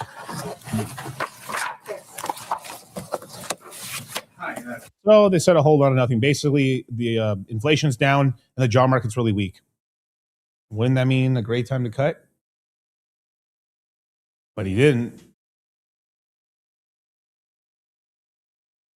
Fucking crazy. So this is what happens in politicized right now. So like I said earlier, Jerome Powell is under federal investigation, and so far the Federal Reserve has not complied. He even said on that impromptu stream, I'll try to find it for you guys, where he basically made an emergency Sunday thing for basically saying I'm under investigation, that I'm not above the law. Really? Well, they kind of subpoenaed you, dog. So what's happening? Interesting. Chris Rugaber at Associated Press. Thank you. I wanted to ask that, you attended the Supreme Court hearing last week on the Lisa Cook case, and Treasury Secretary Scott Bessent criticized that as political. Can you say why you attended and what you would say in response to the Secretary's criticism? So let me start with, I don't respond to comments by other officials, whoever they may be. It's just not appropriate to do that. I will tell you why I attended. I would say that that case is perhaps the most important legal case in the Fed's 113-year history. And as I thought about it, I thought it might be hard to explain why I didn't attend. In addition, Paul Volcker went to a Supreme Court case famously in, I guess, 1985 or so. So it's precedented, and I thought it was an appropriate thing, and I did it. Well, great. And then just, that's fair. That's not the worst thing in the world. Quickly follow on the job market. You mentioned last month that great hair, by the way, for his age. The household survey might be distorted, and you also mentioned the potential for overcounting jobs, which would suggest that we're still in a negative hiring pace. So do you see the drop in the unemployment rate as solid? And what's the basis for saying that things have stabilized? Thank you. So, yeah, really. We're about to get a bunch of bullshit right now. A bunch of bullshit. So this man moves his hands, it's horseshit. He's about to lie right now. But he basically asked him, he's like, hey, the economy's kind of cooled off. It's not so great, but why do you think that's good? All right. Full stream, Cal. Let's hear the horseshit. We'll go back a little bit. There we go. You mentioned last month that the household survey might be distorted, and you also mentioned the potential for overcounting jobs, which would suggest that we're still in a negative hiring pace. So do you see the drop in the unemployment rate as solid? And what's the basis for saying that things have stabilized? Thank you. So, yeah, really two questions. One is, so we're I gotta pause this for 1 second. Kyle said, so say this again, Kyle. I want to hear this. I want to hear the Zoomer cope. Go ahead. All right. So what I'm hearing is that my generation has been one of the worst generations to get a job. You mean the job market has been very weak for you guys? Extremely weak. From what part of it? Since COVID. Okay. So obviously the COVID thing, let's not count. COVID itself, but let's call pre-COVID. Okay, pre-COVID. Because everybody was at home and fucked right during that time. I'll have to disagree in terms of the hardest market ever was coming out of the housing crisis, because that was legit. That was just an economic downturn. It was very hard to get a job right now, and tons of people got fired. The whole housing market was fucked. The blue collar side was wrecked. The white collar wrecked. Everybody wrecked. It was really, really bad during that time. Post that, incredible. It got good, but I will say it didn't get good, Kyle, until 2013 was when it started turning around. I even noticed it in my own business as well. And yes, it's getting bad. It's getting bad, but they were begging people to come back to work. But most of these jobs we were trying to get people to go back to work to was horseshit minimum wage jobs. A lot of that. But until the AI thing, the AI thing didn't start booming until 2024, and it looks like it didn't really start taking effects until November of 2024. So yeah, right now it's soft right now, but no way it was fucking worse than. The thing is just we kind of went through a 5-year fucking horse shit, basically, where it wasn't that great. I'll say the initial 2008, 9, 10 was really bad. 11 started getting better. 12 started getting better. 13, if you tried, you actually could get a job. And then 14, 15 was pretty good. We were actually going off at that point in time. But so we went through a 5-year period where it was really, really bad, where 3 of those years were absolutely terrible. And obviously the reason you don't see the complaints is because social media was not at the same level. Like if we had social media, like kind of like, let's just say 2015 time, like, and during 2008, 9, 10, 6, you would have had the records of how bad it was. But it was kind of like, you know, we weren't on social media like that. Facebook was around, but it wasn't the same level as today, basically. I think you guys are wilding a little bit, but you guys are going through your version of that right now, but it's just not as bad.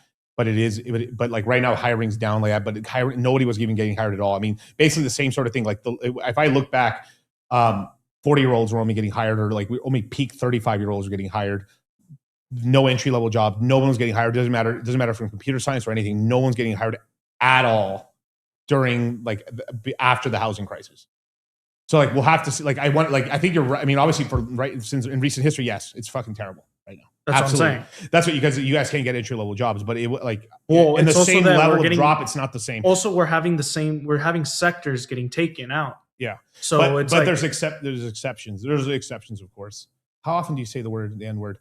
Quite often. I mean, I think on a daily. It's like I don't know, maybe like 2 times a day, maybe. High skills are the king, and basically, if you're in like right now we're in streaming, but we're in a but this is creating your own job, but it's a whole lot of other stuff like blue collar is doing really good as well, just because there's not enough blue collar, but also but you don't want to be just lame ass labor. Yeah, not often enough. Yes. Yeah.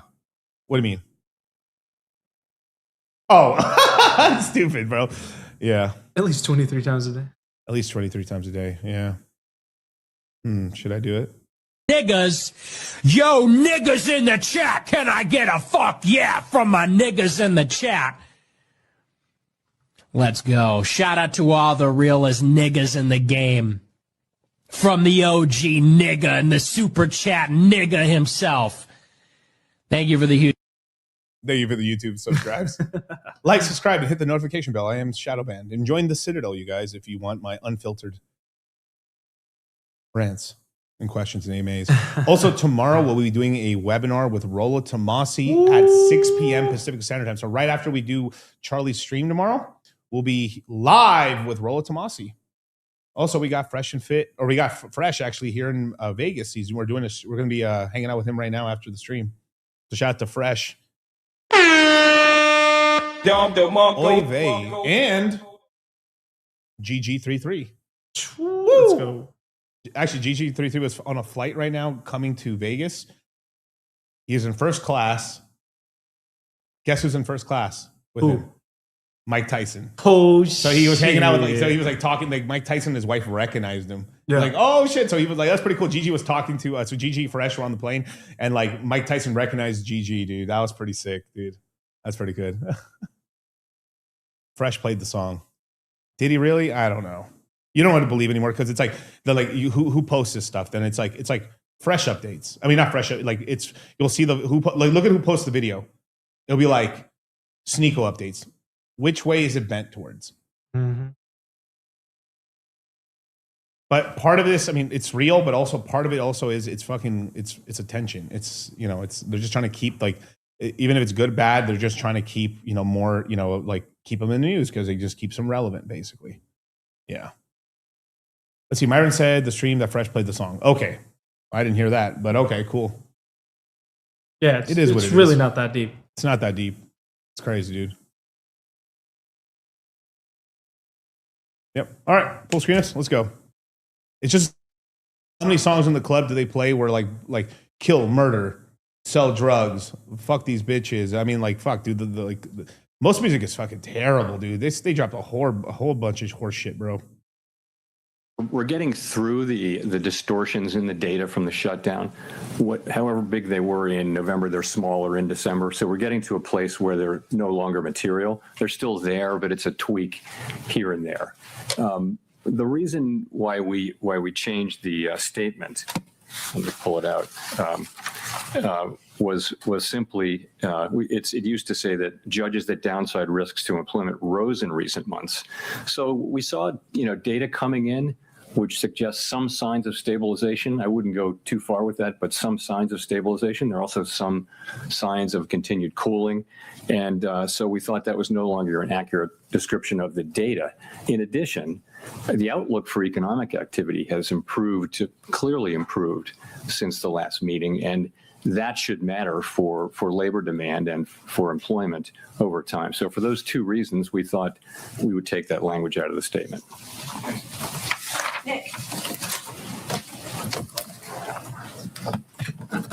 Nick Timros, The Wall Street Journal. Chair Powell, you've generally avoided engaging with political controversies directly, and the video statement on January 11th was a departure. What made this different, and are you concerned it could draw the institution further into political debates? So today I'm simply going to refer you to the statement that I made on January 11. I'm not going to expand on it. I mean, they normally don't do this, but because basically they subpoenaed him, like he had to talk about it because it's pretty. I mean, it's kind of like I can't remember the last time I don't think it's happened in like 40 years at all. I don't even think it's happened at all. I can't recall. Maybe someone with Volcker, possibly. I don't think it's ever happened. So like that's why like it had to be addressed basically. But I mean, it's kind of like they're basically kind of.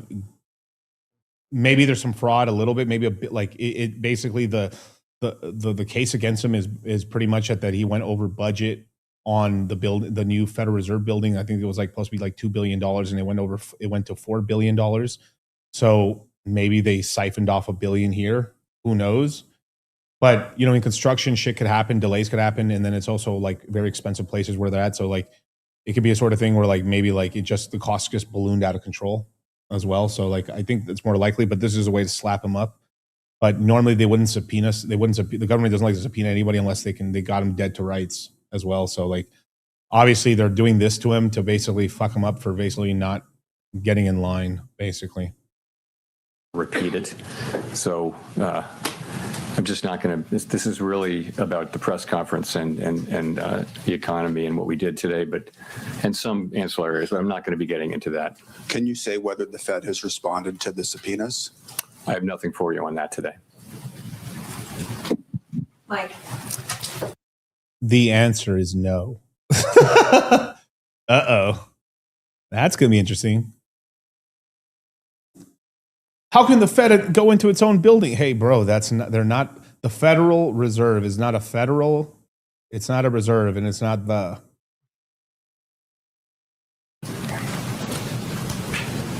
Michael McKee from Bloomberg Radio TV. Have you made a decision on whether you would remain as a governor of the Federal Reserve? And if so, would you tell us what it is? And if not, when might we anticipate a decision? Leave it to Bloomberg with the spicy questions. Damn, that's fire, man. I got to hear that again. Shout out to this dude. You would remain as a governor of the Federal Reserve? And if so, would you tell us what it is? And if not, when might we anticipate a decision?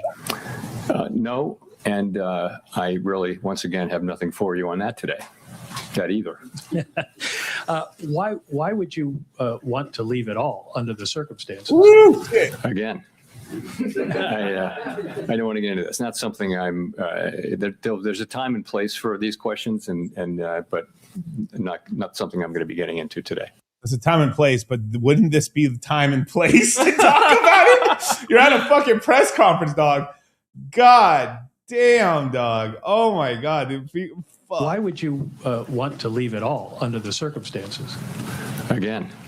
I don't want to get into this. It's not something I'm. There's a time and place for these questions, but not something I'm going to be getting into today.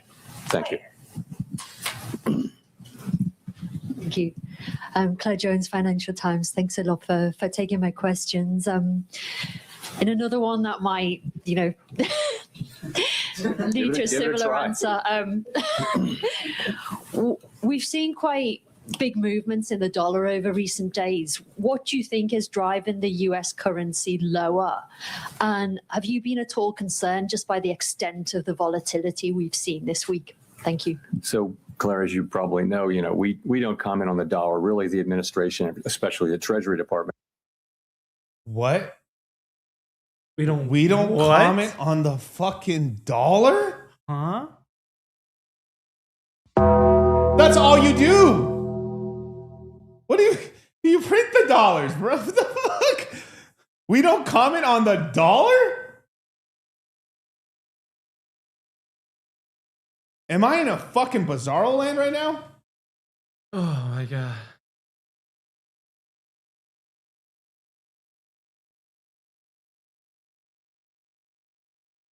Damn. And just by the extent of the volatility we've seen this week. Thank you. So, Claire, as you probably know, we don't comment on the dollar. Really, the administration, especially the Treasury Department, has the job of oversight over the currency and exchange rates and all that. We don't comment on that. It's not our role. So I have nothing for you. I mean, what's your view on the market movements? I mean, what do you think behind them? Is it asset managers diversifying? Is it? Yeah, I just don't. We don't talk about the dollar. We don't talk about what moves it around. It's just not appropriate for us to do so. Really, the Treasury Department has that. It's their role, their bailiwick, and we stay off it. We do monetary policy and some other things, but we don't comment on the dollar. Sorry. Neil. Hi, Chair Powell. Neil Irwin with Axios. Obviously, no SEP in this meeting, but in light of the slight firming up of the language around growth in the labor market in the statement, should we assume that the timeline for any further rate cuts is pushed back compared to what people might have thought in December? Well, first of all, if you look at the incoming data since the last meeting, clear improvement in the outlook for growth. The data have come in, and sentiment, the beige book, everything comes in suggesting that this year starts off on a solid footing for growth. Inflation performed about as expected, and as I mentioned, some of the labor market data came in suggesting we're evidence of stabilization. So it's overall a stronger forecast, really, if that's your question. I'm not sure I answered your question. But in terms of timing or pacing of any, they're acting very jokey on this one. They're usually much more buttoned up. I think mostly because it's like the subpoena and stuff. They kind of like, that's like the gossip. It's like, this is like there's like the dorks have gossip now. Like, yo, dog, you're kind of like cool, dude. Like, you're about to get indicted. JP got this clout now. Yeah, he's like JP show. I mean, he's always had the clout, but like, man, dude. Hilarious. Yeah, comedy hour. Dude, yeah, literally, man. Pump ETH, Jerome, you a scumbag. Oh my God. We don't comment about the dollar. I mean, it's true. It goes to the Treasury, but like what they do directly does affect the markets, obviously, right? I mean, it's what it is. I mean, they're buying $40 billion a month till April of treasuries. So we are no longer in QT. We're in QE. We're quantitative expanding.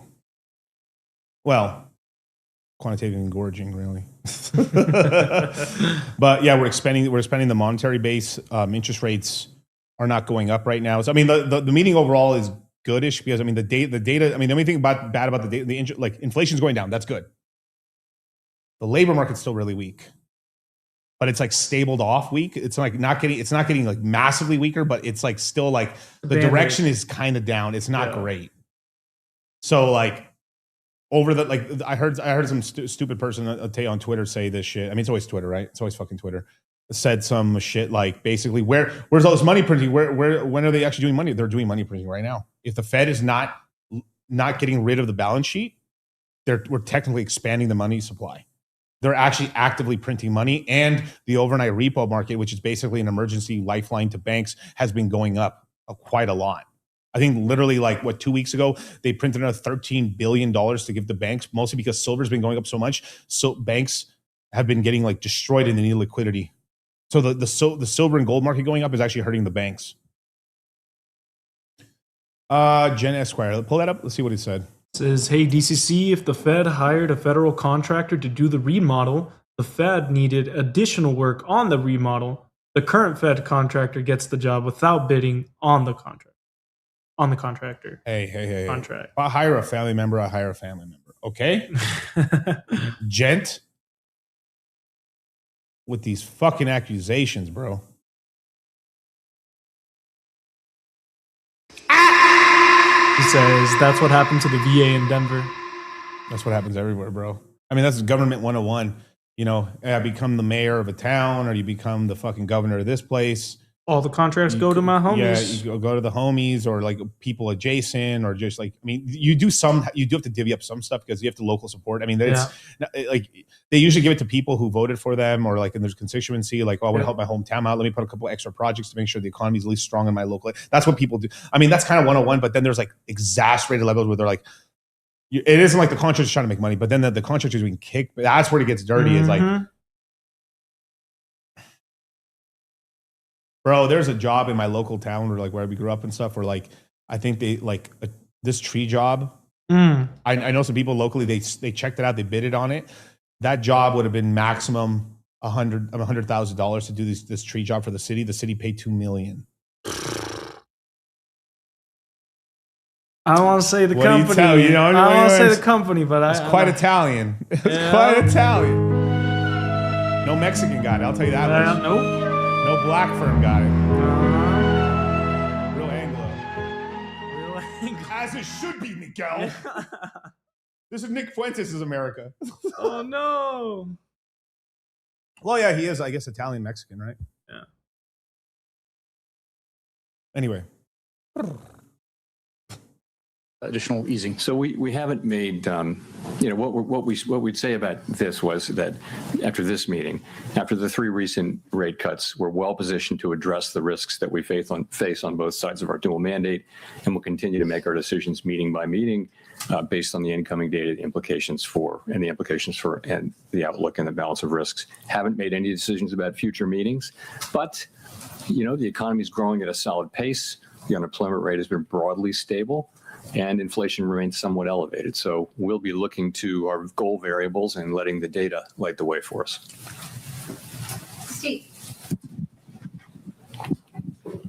Steve Leisman, CNBC, and sticking with questions you might answer. Thank you. You had previously, I believe, described Fuck, man. CNBC and sticking with questions you might. I might go to jail. So it's like, fuck it, I can say whatever I want, dog. You ain't Answer. coming. Thank you. You had previously, I believe, described the current policy rate being at the higher end of neutral. And if you look at the longer run, the S&P and the longer run rate, 16 of 19 officials are actually below there on their long run. Is the Fed still in a process of bringing it down towards a middle range of neutral? And what would it take to get there? So the count I did. So this is very important. This is why the meeting ended up being pretty positive, is that he basically is asking is like most of the people in the Federal Reserve and the governor's seats and stuff like that are basically kind of like they don't want to increase the rates and kind of want the rates to go slightly down. So that means rates will come down over time regardless. So that's one of the reasons like, yay, we're going to ease more, but not where we should be easing. We should be easing much more aggressively. I'm not saying take the rates to 0. That's fucking retarded. I think that's ridiculous. But like, I think they should take the rates down to probably like 2.25, 2.5, high 2s. I think there's where we could chill out for a while. Because that will, that's going to start the refinance thing that I'm talking about in the economy, because the untapped money in the market that's going to like actually propel growth is going to be taking money out of real estate. And that'll expand not just the stock market, crypto, and whatever other market, basically, essentially. It's going to be a lot of work and jobs. God damn it. Full screen music off. It was that 4 of the 19 were at or above that. Maybe I missed by 1, but I thought it was 4.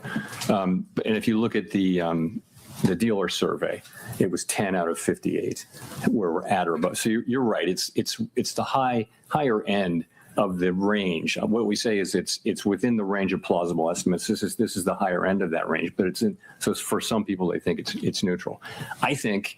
So basically, most people think like even the high ones are think like this is like we're kind of the interest rates are kind of high right now, and most people are leaning towards going down slightly. So it's like right now he kind of just said the rates are a little high right now. 10 of us think the rates should be at this level. The rest, the other 40 motherfuckers are saying they should be lower.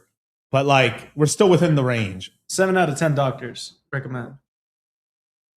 He basically said, Kyle, because he said 10 out of 40, so that's 5. Right. That's 20%. So he said 2 out of 10 doctors recommend keeping the rates where they're at. He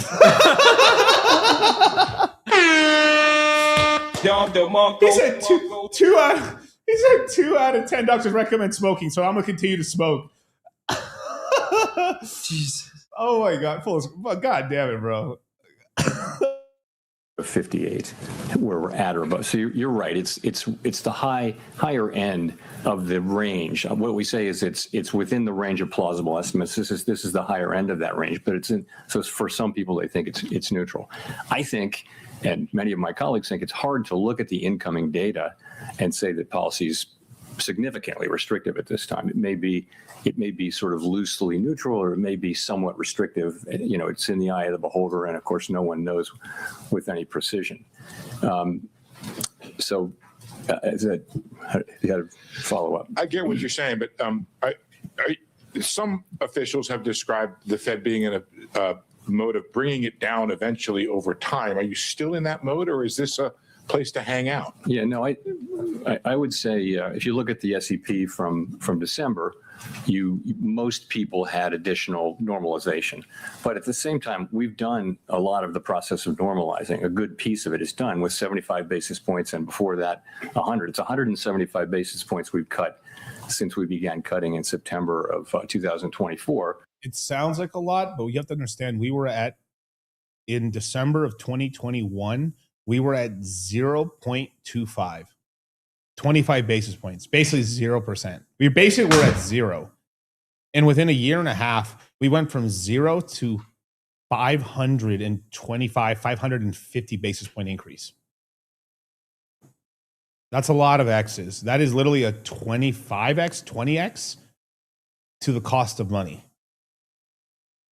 So even though it sounds like they've lowered it quite a lot, they really have not, because where we were, the market basically was at zero from like 2009-ish to 2021. So for 12 years a slave, we were basically at zero. And also this actually was kind of underreported. A lot of people didn't talk about this. The Fed's actually talking about lending money to the Japanese government right now, because the yen carry trade is kind of unwinding, and the Japanese banks are under a ton of pressure. This is actually one of the reasons why the Japanese banks have been selling treasuries, not because they don't like U.S. treasuries, because they pay really well. Because one of the reasons you buy treasuries as well as a foreign government is because that it pays you a dividend income in dollars, and you use the dollars to buy what? Commodities. Right? So what's happening is they need the dollars really bad because the loans are coming due, and they're having to fucking rejigger everything. So the Fed's talking about doing $200 to $400 billion in basically line of credit to the Japanese government right now.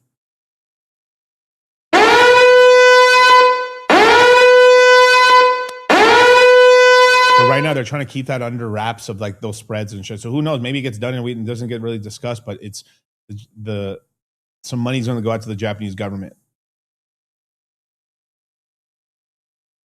And the reason we're doing that is because the Japanese government's been helping us. Basically, they levered out their people, and then their people said, "Fuck it, we're going to lever ourselves up as well, and we're all going to make money on this." And honestly, it was a very good trade for a long time, and it bought a lot of U.S. debt. So the Japanese basically lent us a shit ton of money. So the cycle over now. Ricky, bro, you keep asking the same fucking question, bro. I don't think it's over yet, but we'll have to see. And if it's over, it's been over for a while, and then we're almost done with. And then we're almost out of the fucking bear run if we're in a bear run.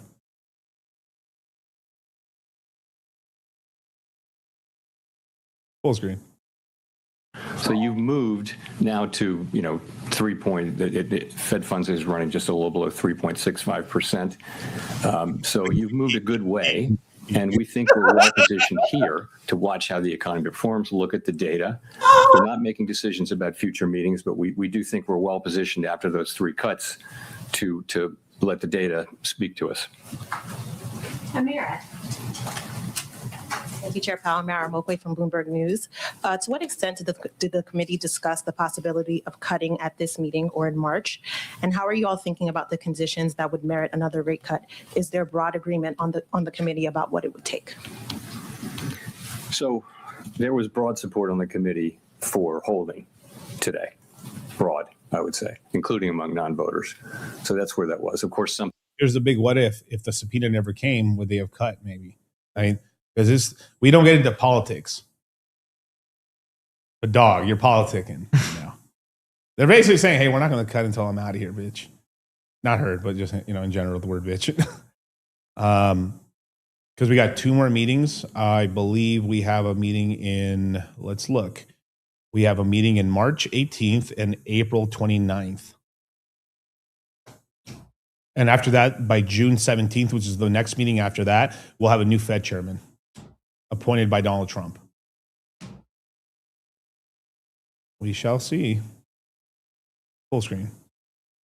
People did want to cut and dissented, but committee pretty broadly for holding today. We're not trying to articulate a test for when to next cut or whether to cut at the next meeting. What we're saying is we're well positioned as we make decisions meeting by meeting, looking at the incoming data, evolving outlook, and all that. And we're in a position where we still have some tension between employment and inflation, but it's less than it was. I think that the upside risks to inflation and the downside risks have probably both diminished a bit. So, we'll be looking at that. It's about how you weigh the risks to the 2 goals and how big those, and quantify them. And so there are different views on the committee, and, we'll find our way forward as the data evolve.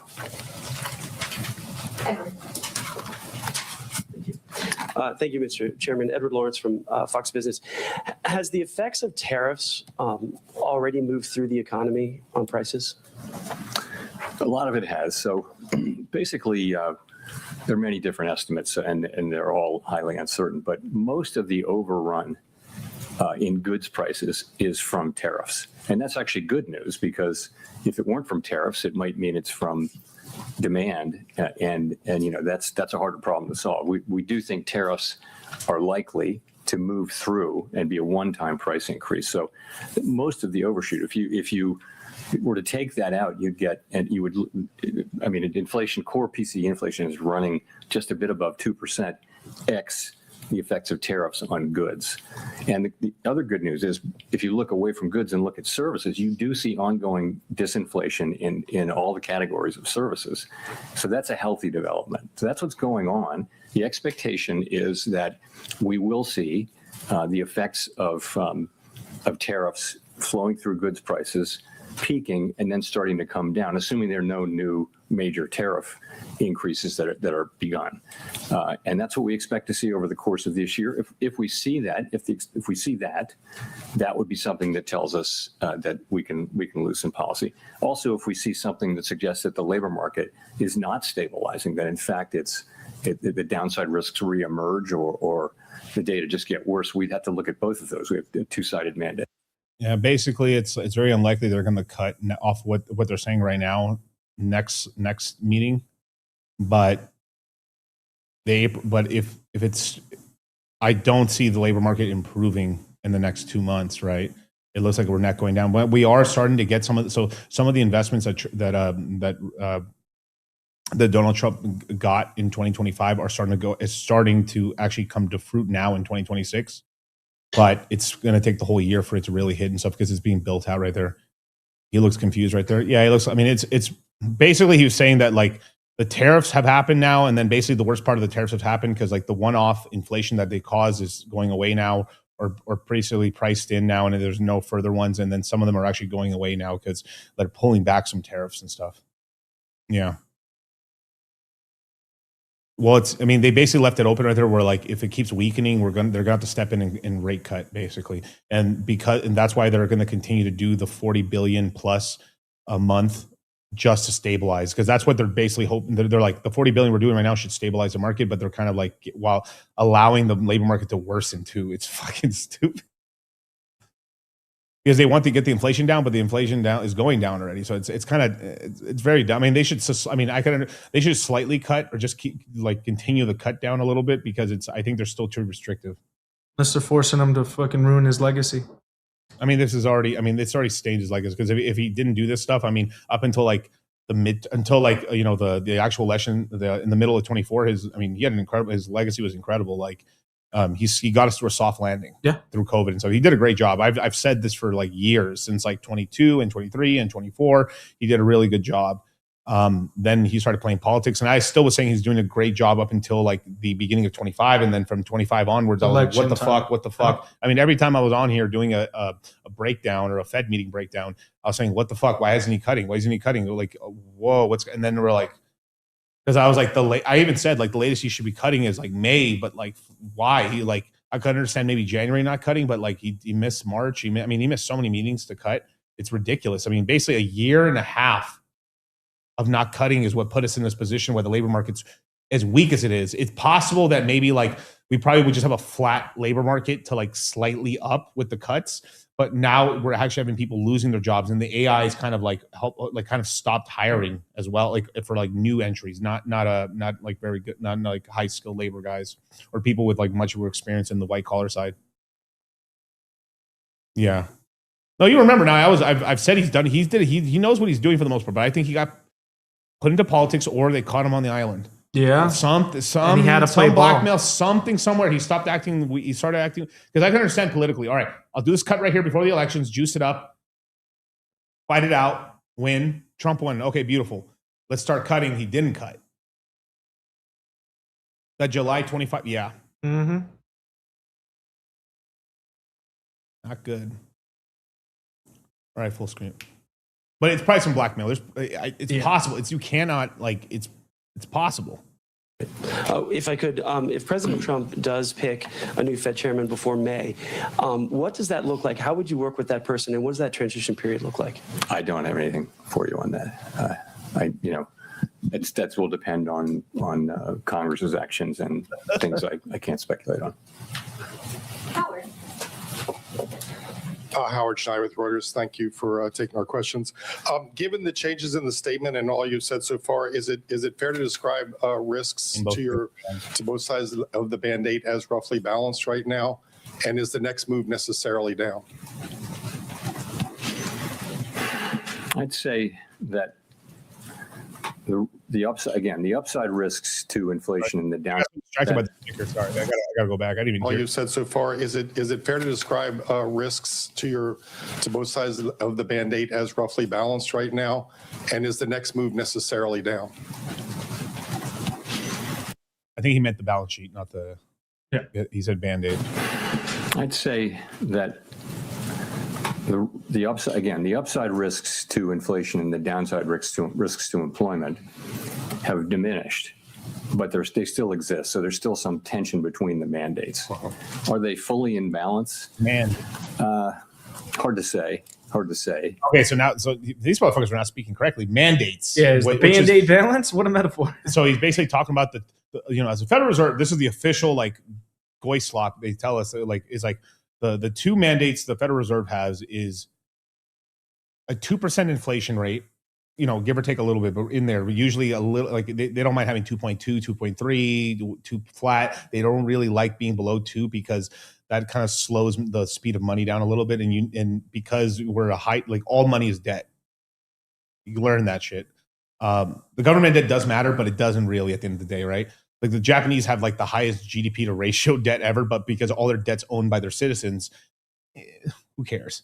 They don't really, there's still problems there, but they don't care. But then on the US side, right, money is debt, and that 2% over time is what allows like real estate to like the debt you've gotten on real estate or long-term loans to basically not really matter over the long period of time. The first 10 years hurt, the next 20 doesn't really hurt at all. The other mandate is basically a strong labor market. So they're failing on the strong labor market severely. And for the longest period of time, they were failing on the interest rates. I'm sorry, on the inflation rates. Inflation rate. And now the inflation rate's coming down, and then they're allowing the labor market to still continue weak. So it's like they're playing this weird, dumb game where like, okay, we're winning on this. They should be trying to ease a little bit to help the labor market out, which is helping the whole global market out. But they're not for some politically retarded reasons, basically. Now, place the Shemsen. What did he say there? He says, why do you guys blame Powell for the rate cuts and such? He's just a spokesperson, right? The whole reserve is responsible for the acts like rate cuts, not just him solely. Well, they do. Obviously, like they kind of put it to a vote, but like he does have kind of the final say at the end of the day, right? And overall, like they need to be cutting and stuff. So they're playing politics, obviously. That's what's happening. It just is what it is, man. Full screen it. When I'm chastising him, I'm also chastising the rest of the Fed as well. The thing is like he's the head honcho. It's like the economy's so bad and we're blaming Trump. I'm like, you're like, well, Yeah. he can only do so much. It is the greater economy as well. Full screen. And we think our policy is in a good place. I've just discussed reasons why we might change our policy, and we'll just have to see how the data lead us. I'm wondering, you a minute ago you said you felt expectations were consistent with your mandate, that the 2 and the 10-year break-evens have moved quite notably in the last couple of weeks, I believe. Is there any concern on that front? I mean, I recently looked at all of the both survey and market-based short-term inflation expectations have come way down. They were in a good place at the beginning of last year. They spiked around Liberation Day, and now they've fully retraced in the last few months. So that's very comforting. And the longer-term inflation expectations have remained in places that are very consistent with 2% inflation over time. So expectations have been solid, and they reflect confidence in the return to 2% inflation. Andrew. Apologies if this is a little bit repetitive, but in the past you've said that the reason you cut rates was that the risk to the labor market was greater than the risk to the inflation side. Is that still true? We haven't made. What a great question. Mm-hmm. What a great question. My chat's so smart. They're over here just like dousing. But it's true. They're being fair. I mean, like the chat's being really fair. This is education, man. Yeah. Like he says anything like a little this and the market freaks out. Like, what? He has a lot of power. Yeah. He gets the brunt of it, but he also gets the glory. Yep, exactly. It's like being like a shitty QB, like a quarterback. Like you're going to get all the fucking blame. Your wide receivers can be shit, but at the same time, you got to make them throws. Yeah. The reason you cut rates was that the risk to the labor market was greater than the risk to the inflation side. Is that still true? We haven't made. You're right. We saw the labor market weakening, and we acted. And I think that was the appropriate thing to do. We will always act to address what we see as the economy moving away from our goals. Risks to both of the variables are a little less. I think that the upside risk to inflation, again, a little bit less, and the downside risk to employment, a little less. I just would say that I'm not making a judgment about how, one of them is more at risk than the other, just that the risks to both of them have diminished. Okay, thanks. BIS wrote a paper last summer which concluded that global investors were hedging their dollar exposures in ways that previously they hadn't because of policy uncertainty. Do you agree with BIS? We really don't see much at all about that whole story. There's just not a lot of data that suggests that there's much to that. There's a lot to it. I mean, people are just basically, they're dumping money into gold and silver right now. Obviously, some people are chasing, but like people are hedging into like precious metals right now because this seems very unsure. Like they need to be like they're like kind of breaking their own mandate right now. It's like, okay, cool. He just said that the inflation rate's kind of under control. So what are you doing over here? Like on the previous meetings, they were saying like the inflation rate's really high right now and this, but we're gonna have to fucking save the fucking labor market. And then that's why we ended QT in December. And then now we're gonna money print as well. 40 billion until April for taxes. It sounds ridiculous. So, yep, cut it right there, Kyle. That's good. Full screen me. So that is the federal meeting breakdown, FOMC meeting breakdown. I'll answer a couple of chats. People are saying, so like, I'm like, wow, crypto's crashing. Is it? It's not really, like, unless we go down. So it has to make a new low or whatever. Like, because we've had so many of these bounces. Like, we go to 87 and we bounce back up to like 90 and shit. And so it's like we're just oscillating. Yeah. So like, we went from 89 down to 87. Unless we actually break 87, and like the only part where like you pay attention is if it breaks down to 86, 85 would be a new one. So a brand new low. Then that's when you put your lights on and you're like, all right, let's see if we get a good DCA here. But like, I would wait to see if we can go lower than that before making a DCA. But like, it's just not a bad point to make a DCA right now. Yeah, exactly. So with that, thank you so much for joining me, man. I'm going to have Rollo Tomasi on tomorrow in a webinar for the crypto mindset course, the Citadel, and the cash out course.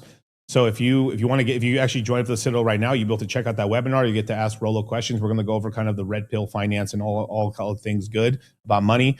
And then we are going to be doing a webinar with Fresh pretty soon as well. Ooh, return on Flex. The return on Flex. It's going to be really good. And then a litany of other webinars. If for some reason that we do find that like it's time to take some, like maybe take some money off the table and then buy back lower, then we'll obviously tell people in the cash out course and the crypto mindset course and stuff like that. So be sure to join up. We actually are going to be announcing the dates fairly soon now. We're just locking in. We just locked in the date for the crypto mindset meetup. Hell It's yeah. going to be in April. We have the date locked in now, and we're just waiting to kind of announce everything as well. And then we got some cool events where I'm going to ask a couple of like alumni who've taken it before. I got something interesting we might be doing. Some really cool. We've never done this before. It's going to be really sick. It's going to be a great time. And the crypto mindset course is going to come out in later February. Ooh, which is really cool. So yeah, we'll have the dates for the next crypto mindset course coming out very soon, as well as the official date has already been locked in for the crypto mindset meetup. And we're going to have webinars with guests over this week and next week. Boom. So with that, thank you so much for joining me, man. And I'll catch you guys next time. What is today? Wednesday. So my next stream shall be on Friday. Okay. So catch you on the flip side, you guys. Peace.